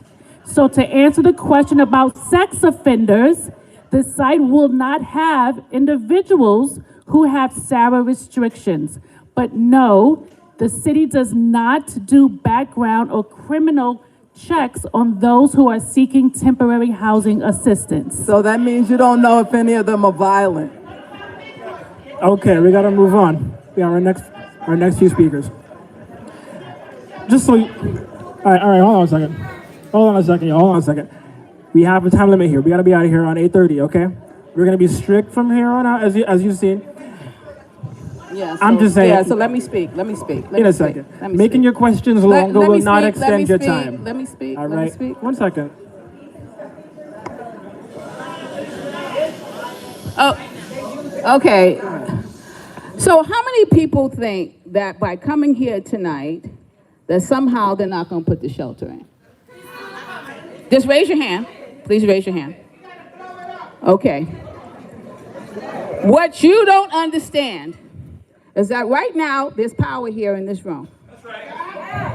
But if you do not carry it over, if you do not take action, if you do not protest, if you do not file a lawsuit, if you don't do all the things that you have to do as a powerful community, they will bring this shelter here. Okay? So I'm going to ask you to do something. Every one of you, because I am a political activist, got one of these. You see that QR code right up at the top? You see that QR code? If you didn't get it, somebody give it one, please. Can some of my people find it? Click on that QR code right now. Right now. Take out your phones, because this is action, people. Click on the phone, click on your phone, send a letter to the mayor, send a letter to their bosses, send a letter to Crystal Hudson. Did she leave? Okay, make sure the letter's going to her. It's going to your elected officials, okay? Because that matters. The second thing is, do you think we ain't filing a lawsuit? How many people know we filed a lawsuit? Raise your hand. Well, let me tell you, we filed a lawsuit against these motherfuckers, okay? Okay? Okay? Because the fact that they have made a decision without following any fucking laws, as this one talks about disclosure, there was no disclosure. They told you to your face that they made a decision without considering any law that they're supposed to abide by. Time. So, that second QR code, we need to raise some money, people. If we're gonna file a lawsuit, we need money. Time. Click on that code. Raise money for us. Because we need to stop this, because that's what's gonna stop them. Okay? It's us going to court. Thank you. And we are marching. We are marching on them. Tuesday, I don't care where you are at. Time. You come out and protest at the mayor's office, because the mayor is the one who's responsible for this. Ms. Boyd, He signs your the overtime check is today. Boyd. Ms. Boyd, Ms. Boyd, Up to our community. Ms. Boyd, I'm sorry, but you're overtime. We have other speakers. They don't have Ms. Boyd, we have other speakers we need to allow to speak. We have a limited time in the space. Ms. Boyd, we have a limited time, Ms. Boyd. Ms. Boyd, we have a limited time.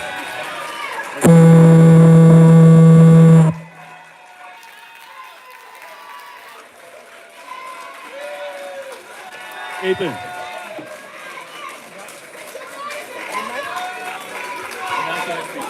Next speaker, Steve Zeltzer. All right, everyone, listen, we do need to proceed. Next speaker, Steve Zeltzer. We have over 20 more speakers, so we need to proceed quickly, okay? Listen for your name. Please make sure you come up quickly. We're going to try and accommodate as many speakers. We are time limited in the space. Thank you very much. All right. We have Steve Zeltzer. I'm sorry, Dante, go ahead and announce the rest. Steve Zeltzer, Teresa Westerdahl, This one is. Amy Barton,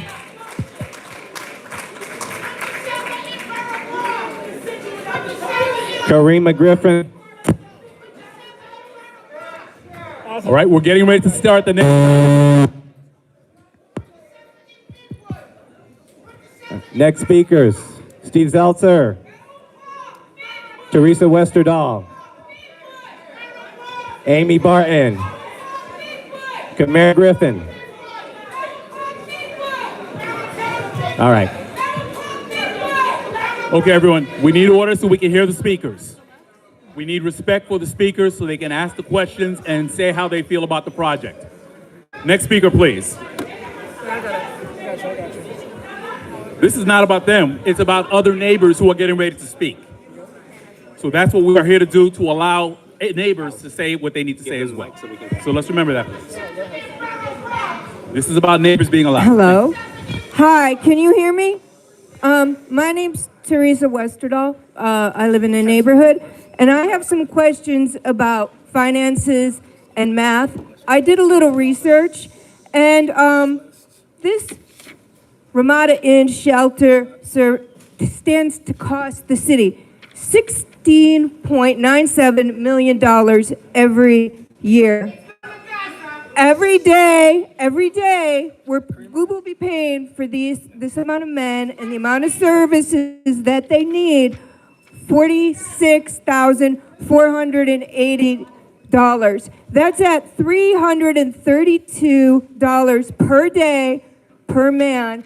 That's what I use open data, and I use the controller's information to determine that. So that's $332 a day, 16.97 million. Everybody sitting on this stage is making money from this system. They're benefiting. This is costing our city so much money that we are paying out the wazoo for this huge amount of money, when this money could be better spent for different forms of housing and vouchers. And we have got a lot of empty, very expensive glut of apartments in this city and in this area that they could be paying for, where these people could be living.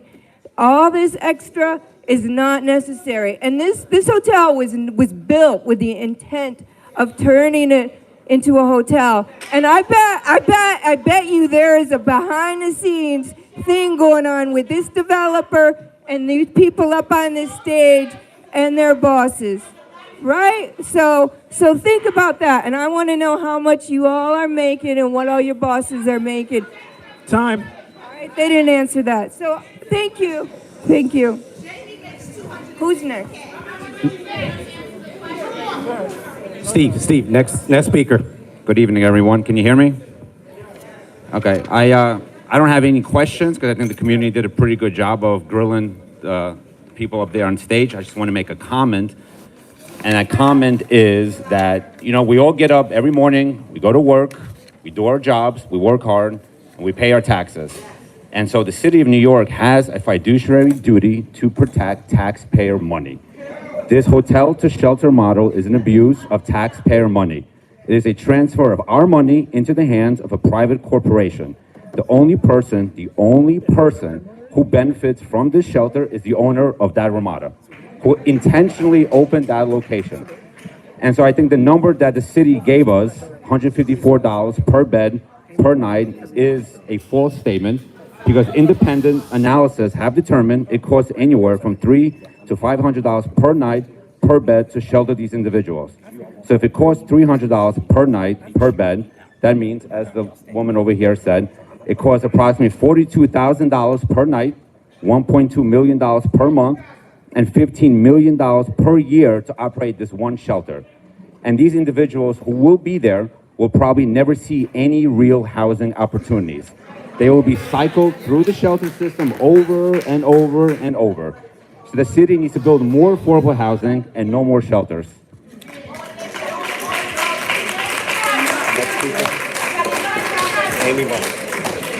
Amy Barton, next speaker. Hello, everyone. Can you hear me? Can you hear me now? Can you hear me now? Now? What about now? Closer. Hello? Yeah, closer. Okay. My name is Amy Barton. Can everybody hear me? I worked with a lot of these people here. Hello? Closer. It's not the mic. The mics are fine. Hello? Just Stop hold my it right time. here. Hello? Stop my time to get it right. Stop my time. Hello? Hello? Hello? Just speak. Just speak. Amy Barton. I'm at the news tonight. Okay. Amy Barton. I work for the Department of Homeless Services and I'm retired. I've been in this community for 40 years. My kids, my grandkids, we can do better. There's no reason why. That's why there's nowhere to go. Registration Men and they GP so when in you come in, you sign in employment at the table. into these houses that's empty. To put them into shelter is not fair. You and I both know, everybody in this panel knows GP and employment men stay in shelter longer than 8 to 9 months. Don't fool me. Don't fool me. And y'all saying y'all gonna do this here. How many people, how many men gonna be in each room? 2 men? How we gonna do an employment or a housing search when y'all don't even got the space? I've been to that hotel. I went there and I saw no space to do rooms. It's no space whatsoever for a bird. Knowing that you're not going to be able to put the correct services. You're not going to have social workers. You're going to have case managers who are going to be running out the door because they're going to be afraid that they can't control. Some people that's supposed to be GP. Some people supposed to be employment. You guys know that they slip. I worked at Bedford Atlantic Assessment Center. I saw a lot of stuff that go on. A lot of people here now want to probably not remember me, but remember this is Amy Barton, and I'm speaking for the truth of my community. 40 years! Okay, that's time. Next we have. Yeah, next we have Karima Griffin. Doing their report, people could sign up to speak. If you weren't here by that time, Karima, go ahead. I'm sorry, you gotta go. That's it. It's all right. Correct. We have 30 people in the room. Check, 1, 2, 1, 2. Yeah, it's working. Go ahead. Karima, go ahead. I'm sorry, man, but listen. Ma'am, we have another speaker who has to go, so, and we do need to get out of here. We have a time limit on the space. Thank you very much. You can have the next speaker, please.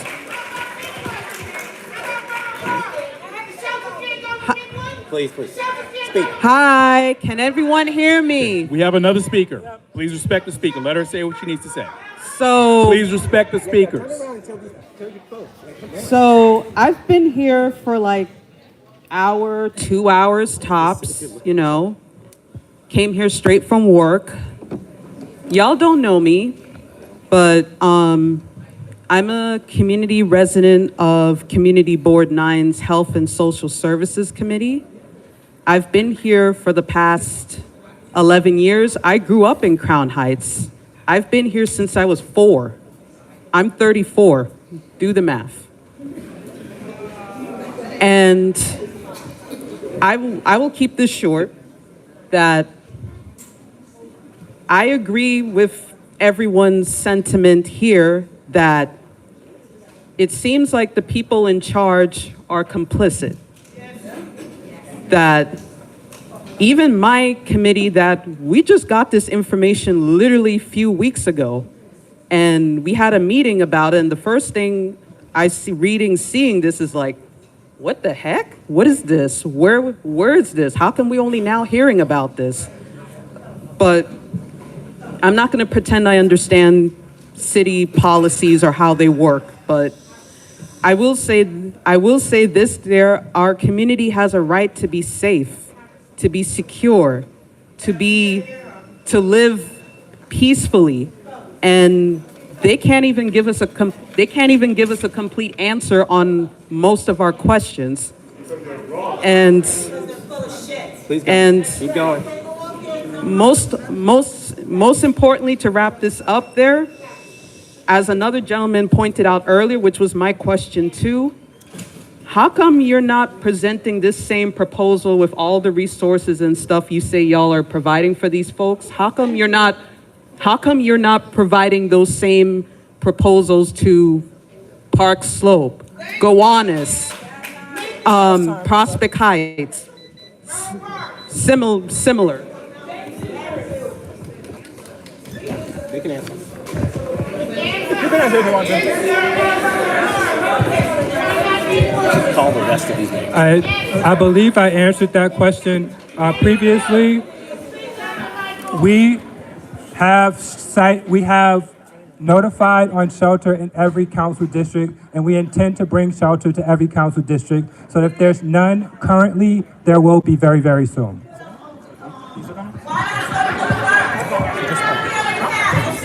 Okay, all right. We're going to continue going. Okay, we're Is there a next round of speakers? Yeah, we're gonna call our next round of speakers. Next is Jarrell Gray. We have we have Beverly Newsom. We have Vivian Burns. We have Jean Fontaine. We have Cheryl Bernard. We have Mike Goldfarb.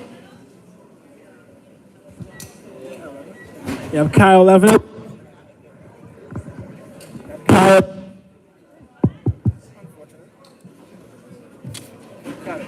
Kyle Leverett. Kyle Levenick. Okay, next speakers that are going to be after them so we can move this in an orderly fashion. Jacoby Herte, Jennifer Wright, Jolie Woe, Jeanette Bagby. Start making your way to the left side. All right, thank you. Am I good? We good? Am I good? Yeah, you're good. Go ahead, Jarrell. I bet. Good evening, everyone. Can y'all hear me? My name is Jarrell Gray, and I'm the chair of Community Board 14. That is the community board directly south of Community Board 9, representing Flatbush and Midwood. We held a hearing last week at King's Theater with more or less the same people. I don't have any questions for them, but I want to ask y'all some questions.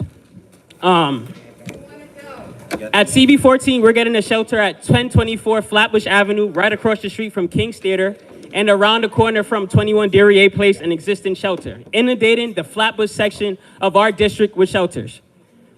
CB14 did not receive an Article 9 fair share statement. Does that sound familiar?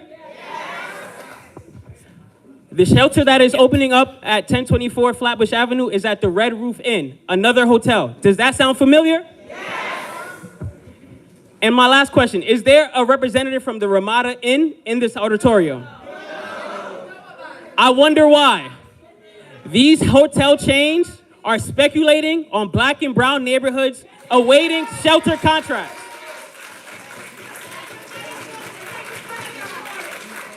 I just want to pass off the rest of my time to a community member.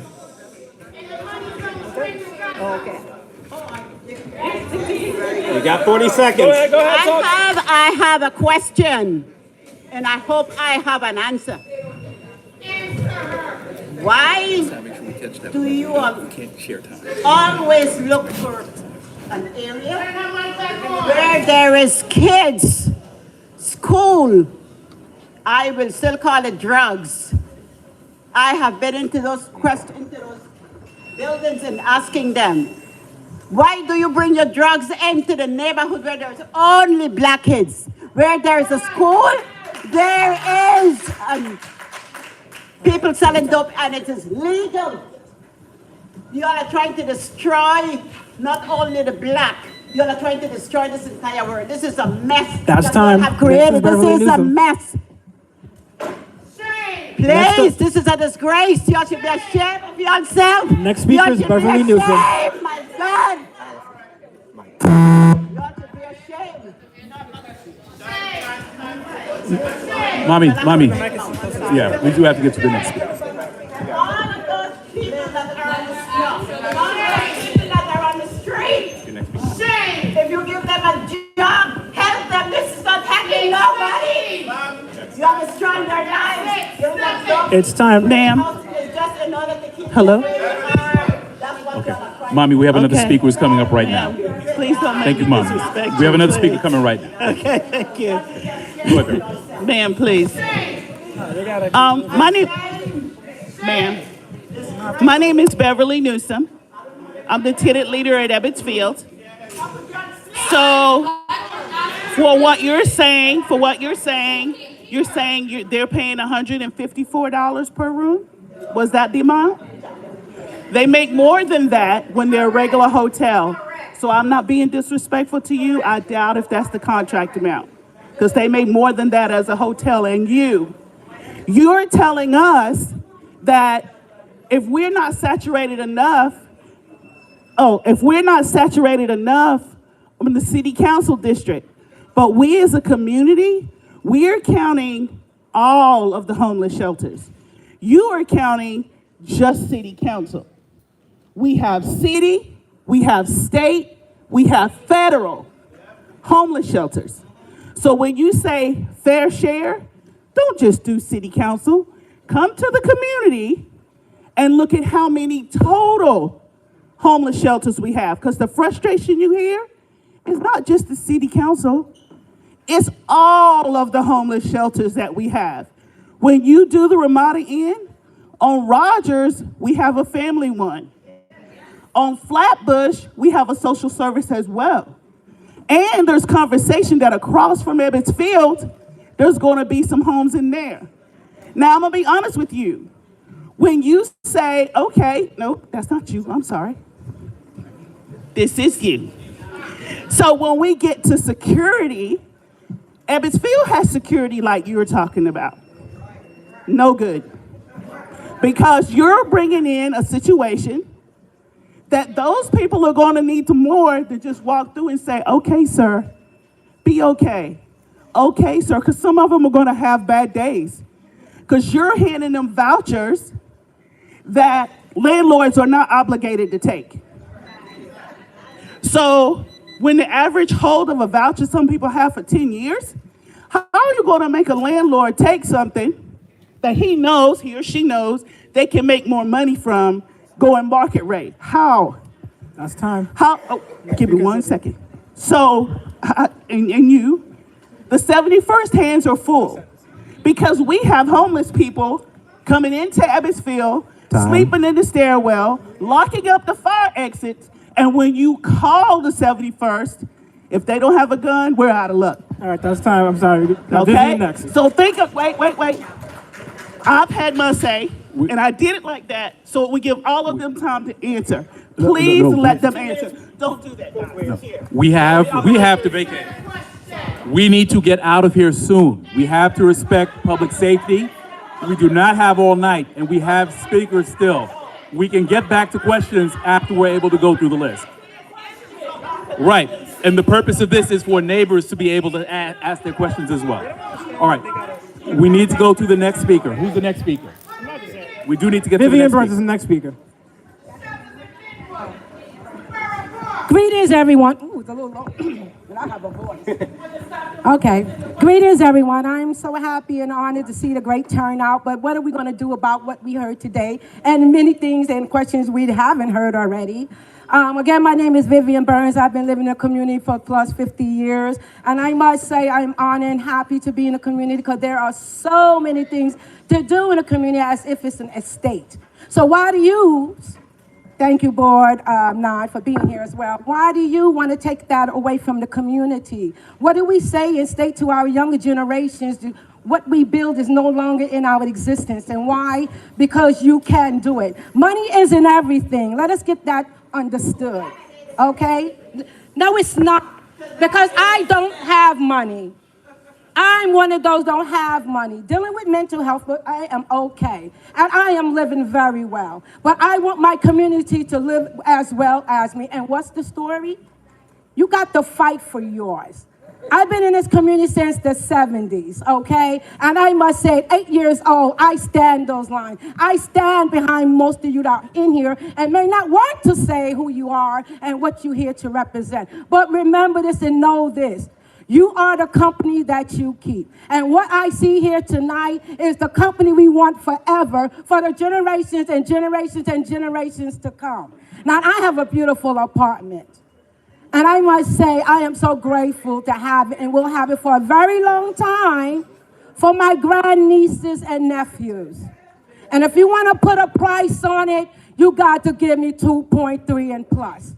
Because I'm going nowhere, and neither are they. And either should you. So I'm just saying, thank you, thank you, thank you. I don't need to make a statement. All right, next speaker is John Fontaine. John Fontaine.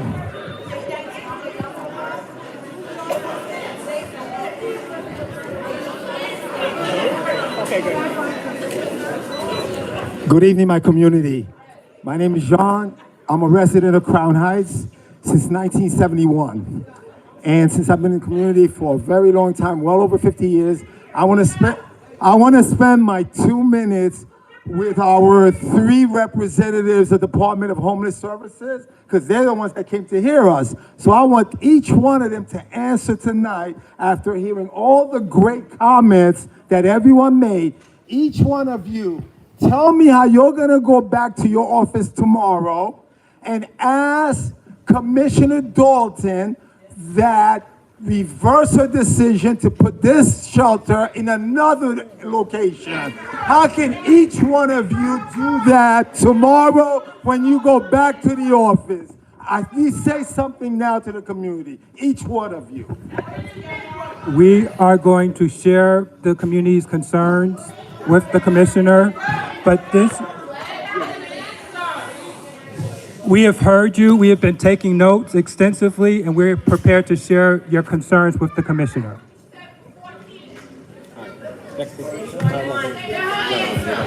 Yes, same. We will surely share your concerns, complaints with Commissioner Dalton. Same.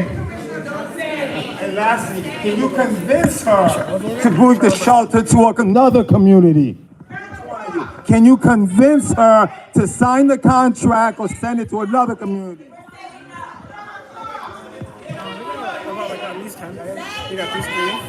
So as we've stated, we came here so that we can hear your concerns, and we will take your concerns back to our commissioner.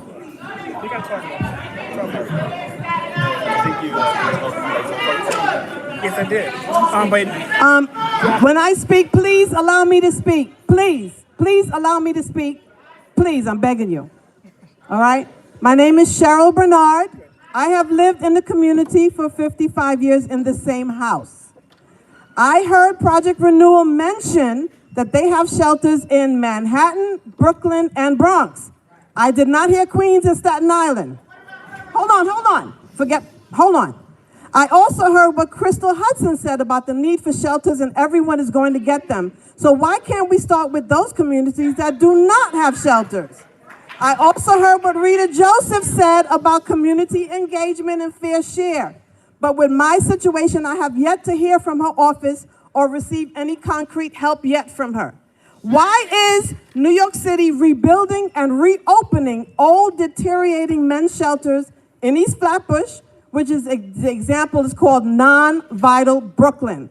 Just across the street from me, they're building 7 buildings. 3 are shelters. Y'all don't know about that. Look it up. Vital Brooklyn is 3 shelters. Men's shelters being rebuilt. It's going to be a MICA shelter. Mentally ill and chemically addicted. Okay? And a senior shelter. How could you put a senior shelter with men's shelter and mentally ill and chemically addicted? We don't have time for me to even explain what we already deal with, okay? But, example, that Non-Vital Brooklyn project is actually supported by Brian Cunningham. He supports this, okay? And he's supporting this shelter. But what kills me is he's opposing the one around the corner from his office. But he's approving the one that's in 2-family homes. So your office that you're there for 8 hours, you're opposing to look good because it's election year, but he's okay with putting it in our area, in 2-3-family homes, okay? Now, there is also a same project being built in Creedmoor. Now, I've heard from community board and all the city councils that it's a state project. Y'all know I'm not gonna stop. I don't care, I'm gonna talk. Okay, just let me speak. Don't do that. Come on. They said Creedmoor is building, Creedmoor's assemblymen and their city council helped them reduce it by 850 units, people. They helped them, okay? So this is further proof that not only the city's crapping on us, but also our elected officials are picking and choosing what they want to support. I hope after this they will contact me to help. How does DHS, now this is my question, how does DHS measure fair share placement across New York City? But I want to know, how can they rebuild? They're rebuilding shelters in Brooklyn, but they're closing shelters in Manhattan. Do y'all see that? Okay, right. So how is it that you measure shelter placement across New York City? And can you provide data for us why you chose this district? Because we're already overburdened and compared to other communities. Listen to me. See me afterwards. Brian Cunningham is for the shelter in Non-Vital Brooklyn. He said he's going to meet with me in May. I want to see.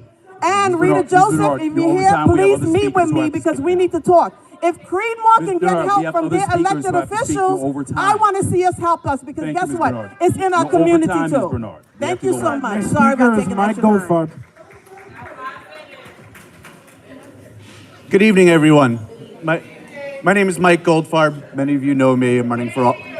Many of you here know me. My name is Mike Goldfarb. I'm running for office in this district. Look, let's be clear. Cover your kids' ears. Most people in this room here elected officials and otherwise, are bullshitting you. This decision has been made. This shelter, unless something drastic happens, will be put in place sometime this summer. We don't know when. The thing about politicians is most politicians believe that taking notes qualifies as having done what they're supposed to. I think we need to take actual action. So what can we do? Well, first, let me second what Alicia said before. We have to protest, we have to file a lawsuit, we have to do everything that we can to force everybody who's up here to do the right thing. They're bullshitting us when they tell us that we don't care about the community, we don't care about black and brown people, that we don't care about those experiencing homelessness, just because we're asking other communities to do their part. This isn't about saying no shelters here, this is about saying we have too many shelters already. Let others share the burden. When the time comes, I want you guys to remember who in this room, Rita Joseph, Brian Cunningham, who in this room has stood with you here and who has not. Who has put their needs, the needs of their donors, the needs of themselves, the needs of whomever is supporting them above the needs of their community, and it's time for change. So look, thank you for having me here tonight. Pass it on. Okay, we need order in the space. We are running out of time. We're going to let people finish. We are trying to get as many people to be able to comment as possible. All right, thank you. Up to the next speaker. Hello, everyone. My name is Besko Rabinowitz, and I'd like to thank this community for showing up and supporting us and for welcoming me here for all the years I've lived. My beautiful neighbors, Jacoby, Jeanette, thank you very much. So I have a direct question for the panels, and we're going to keep it simple. Raise your hands if you have a yes or no. How many of you live in our neighborhood?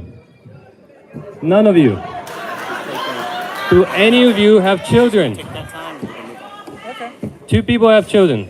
Do you feel safe bringing these people to your home to stay with your children so you can walk beside them every single day? How many of you feel safe walking with your children and these people?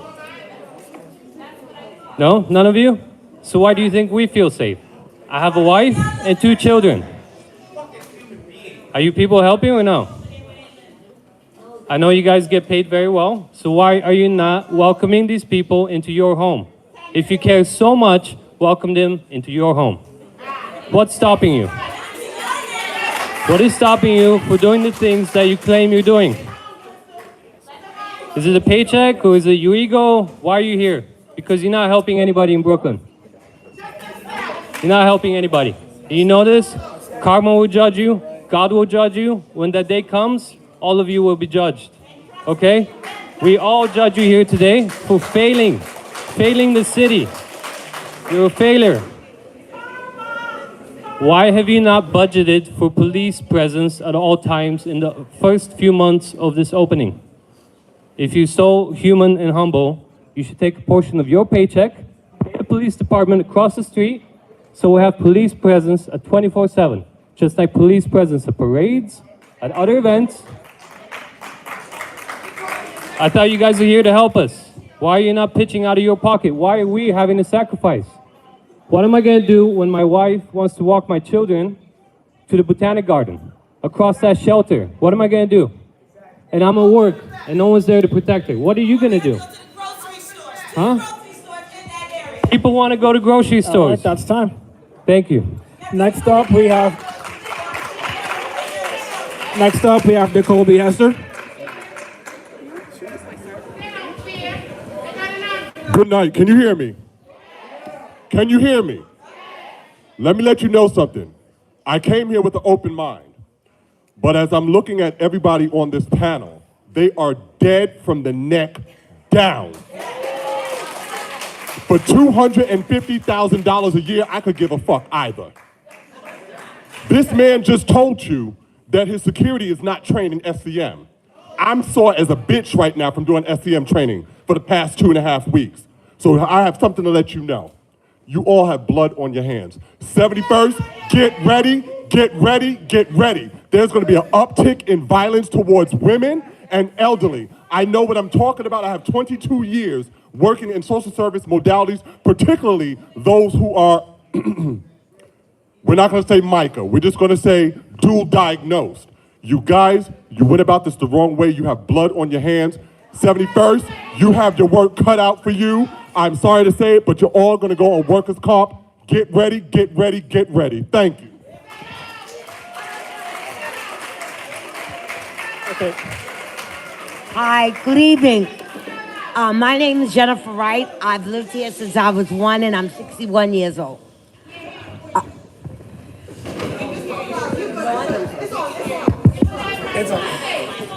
My concern is, one, you said there's 4 security guards for 110. You said there's 4 security guards for 110 men? Let's be. Do you think that was a good decision? I mean, that you can't manage 110 men with 4 security guards. I just don't think that's a good idea. And also, what the man said earlier, how do we know that this shelter in this neighborhood is not going to be like the one on Bedford and how do you know it's not going to go that way? Because they said it was an assessment on Atlantic. That's what the young lady said. Maybe you could tell me what the difference is, because I see the young men, if it's an assessment center, you go in, you get assessed, and you go out, right? Okay? Why are they always hanging around there? And there's as a woman, but the more attractive women, they're harassed when they walk past there. And that's not good. I mean, how do you know it's not gonna go that way? A lot of men's shelters do have that problem. And the one on the Armory is I'm glad my daughter's grown, but the one by the Armory is just unsafe. I heard, I never confirmed that some women were attacked. That's one of the reasons why I have a concern. And I do have a question. You said that they're assessed for 8-9 months. Somebody was saying that?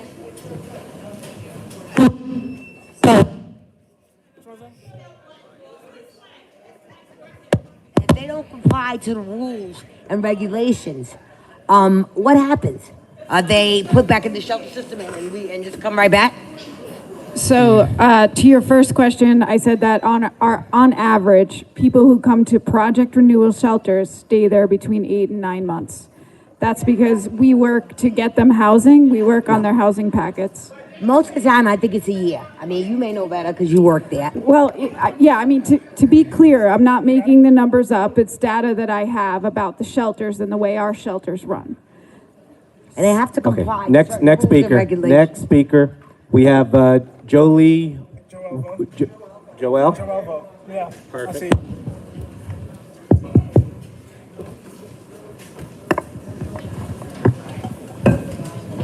Good evening, everyone. Can you hear me okay? Okay. So I've sat here and listened to what everyone has had, well, especially, I've listened to everyone else, including the politicians in the group behind me. I just want to say most of what they're saying is BS, and it doesn't make any sense. It doesn't make any sense. For the person I don't remember exactly who it was, but I think 2 of the women who were standing over here mentioned that they walked the neighborhood and looked to see what the area looked like.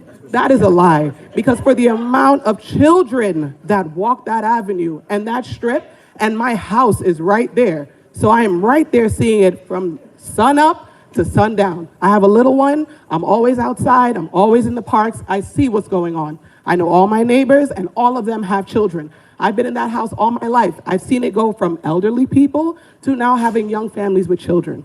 So that's complete BS. There's no way you walk through, because on the corner is a women's shelter, and a couple blocks up where there was a church, for those of us who've been here long enough, we all know that that became a shelter as well. Most of these things are happening and they're not informing us. And for the BS that they're saying about, oh, we just found out, that is a lie. So for those of you who don't know me, I was prior service. When things happen in the military, it's not something that just happens overnight. It takes time. It takes time. So when they're going on and on like, oh, we didn't know, feel sorry for us, it is complete bullshit. And I know it's not gonna change anything, but this is messed, Lord forgive me, but this is very messed up. The way y'all did this, the way y'all put this out, how do we even find out in a matter of 2 weeks for us to get organized to do this type of thing? It is so messed up. And I mean, I know they don't care because the kind of money they're making, they don't live in this neighborhood. And I'm pretty sure none of them have shelters where they live. I'm pretty sure. Can any of you raise your hand and attest to the shelters that you have? Do any of you have one shelter by you? 2 shelters? 3 shelters? And I mean, they can nod their head all day long and say yes, but I feel like that's a lie. They'll just lie their way out of everything. Time. Consider Perry's next. Consider Perry next speaker. Yep. See, this is so mic on? Testing? Okay. Testing, yeah. So this is why I'm not into politics. Yeah. Okay. So this is why I'm not into politics. So basically, I was a correction officer, probation officer, and parole officer prior to becoming a prosecutor. So now, my thing is I think it's false information stating that that the sex offenders are not into the shelters, because that's not true. Okay, so that's falsified information. I don't ever right off the bat because I put some guys away into any and every shelter in the system. So my thing is I'm worried about community safety and the resolution of the contracts from project renewal, which means it's going to verify to civil court. I wanted to know basically how safe is the community? How safe is the, considering the fact that there's no peace officers, right? Considering the fact that there's no Department of Homeless Services officers. Yeah, so we have sex offenders going to be in, sex offenders are officially going to be in that area. I'm telling you that right now. So that was the question. Right. So my question is basically, was this the safety of the community, and who do we contact in corporate to dissolute the contracts in regards of project renewal and furthering the shelter project renewal?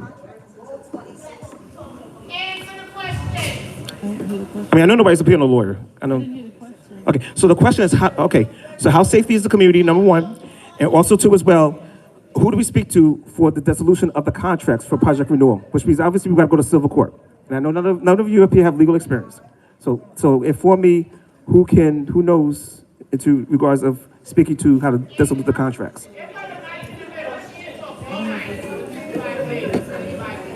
You're asking who at Project Renewal you should contact to... Who should we contact as the community to dissolute? Obviously they assist the court systems, right? So who do we contact in that department, legally, the legal department, to dissolute the contracts, for discontinued services? All right, that's time. I don't know who you would contact. Next speaker is Brenda Pagan.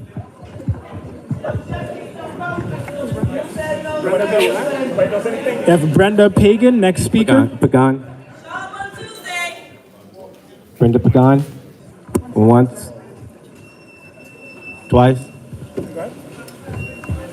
Yeah, go ahead. Good evening, ladies and gentlemen. My name is Samuel Brown. My parents have lived in this neighborhood for almost 40 years. In my first minute, I'm going to address the community. Today, on the way to the Veterans Hospital, I met a black veteran on the way to the hospital. We had he had a guitar, I had my handpan, my steel pan, and we connected. So he confided in me that he lived in a shelter for almost 5 years before he got his apartment. Right? So being in a shelter does not mean that you're a danger to the community. Love and compassion for our brothers and for our brothers and helping these brothers is a blessing. Now, on the flip side, so now to the committee, being both in the Marine Corps and being a disabled veteran due to mental health, I know from personal experience what mental health problems can do to a person. I was ready to get help when I needed it. Not everyone in these shelters want or are ready for help. I'm not worried about the brother that wants help. I'm worried about the clowns and the knuckleheads that fall into the shelter that can be a danger to our community. People I'm not okay with, the things I'm not okay with, 4 security guards and no mental health professional on site, that is absolutely absurd. You said there's no drug testing, there's no mental, there's no mental health and there's a no-touch policy for the security guards. So I would like to thank all the police officers that are in this room right here. I see about 67 for serving our community. But I'd also like to say that if we have this many police officers in this room for this quiet assembly here, why can't we have police officers in a shelter, right, where there are where they have no background checks, no mental health professionals, excuse me, I'm sorry. So what I would like to know. This time, we gotta go to our next few So I would speakers, like I'm to sorry. know. Let me finish. These are the questions. What I'd like to know is how you gonna protect the community and my brothers in the shelter from the bad seeds. I'd like to know how are you protecting us from the drugs potentially being flooded into the neighborhood and the potential of weapons of violence being put in our neighborhoods, and how we get some real security guards and police officers in the shelter. All right, thank you for that. All right. Yeah. Hold on. took too long. They We are are- going the to event is answer, almost but we over. have a tight schedule, so please answer. Yes, please. Test. Can you hear me? Can you hear me? So I told you earlier, the security guards that we hire are not peace officers. They're not police officers. They're state certified security guards that are trained in de-escalation and Narcan. Nobody comes to work. All right. Can you hear me? Because I'm from Brooklyn too. I'm loud. Can you hear me? All right. So, downtown Brooklyn. Downtown. All right, please. Where there's some shelters, by the way, that I grew up with. So, the guards there are state certified, Narcan trained, de-escalation. Nobody gets paid to come into a building to get hurt, unless you're one of these people who are not only wearing less than lethal, you're also wearing lethal weaponry. Guards don't have lethal weaponry, okay? Neither do I. Neither do I. All right. Next speaker, Nisha Hector. Oh, no, okay, listen. Nisha Okay, Hector. we need to set the order of the day. Sir, we are going to get out of here shortly. We are going to be escorted out. We need to set, sir, the order of the day. We have 4 more speakers. We are going to get escorted out shortly. We need to get through the 4 speakers. We are going to set up next steps, okay? At this time, Dante, please announce the next speakers. That was it? Okay. We're cutting. All right, everyone. Thank you all for coming to our town hall tonight. Sir. Thank you. No, sir. All right. Just a little bit of housekeeping here. I want to thank you all for coming to our town hall. I want to encourage you all to come to the next 2 community board meetings, which are May 20th and June 18th. May 20th and June 18th. Unfortunately, we have to cut the list because we are out of time. Thank you so much and have a good evening.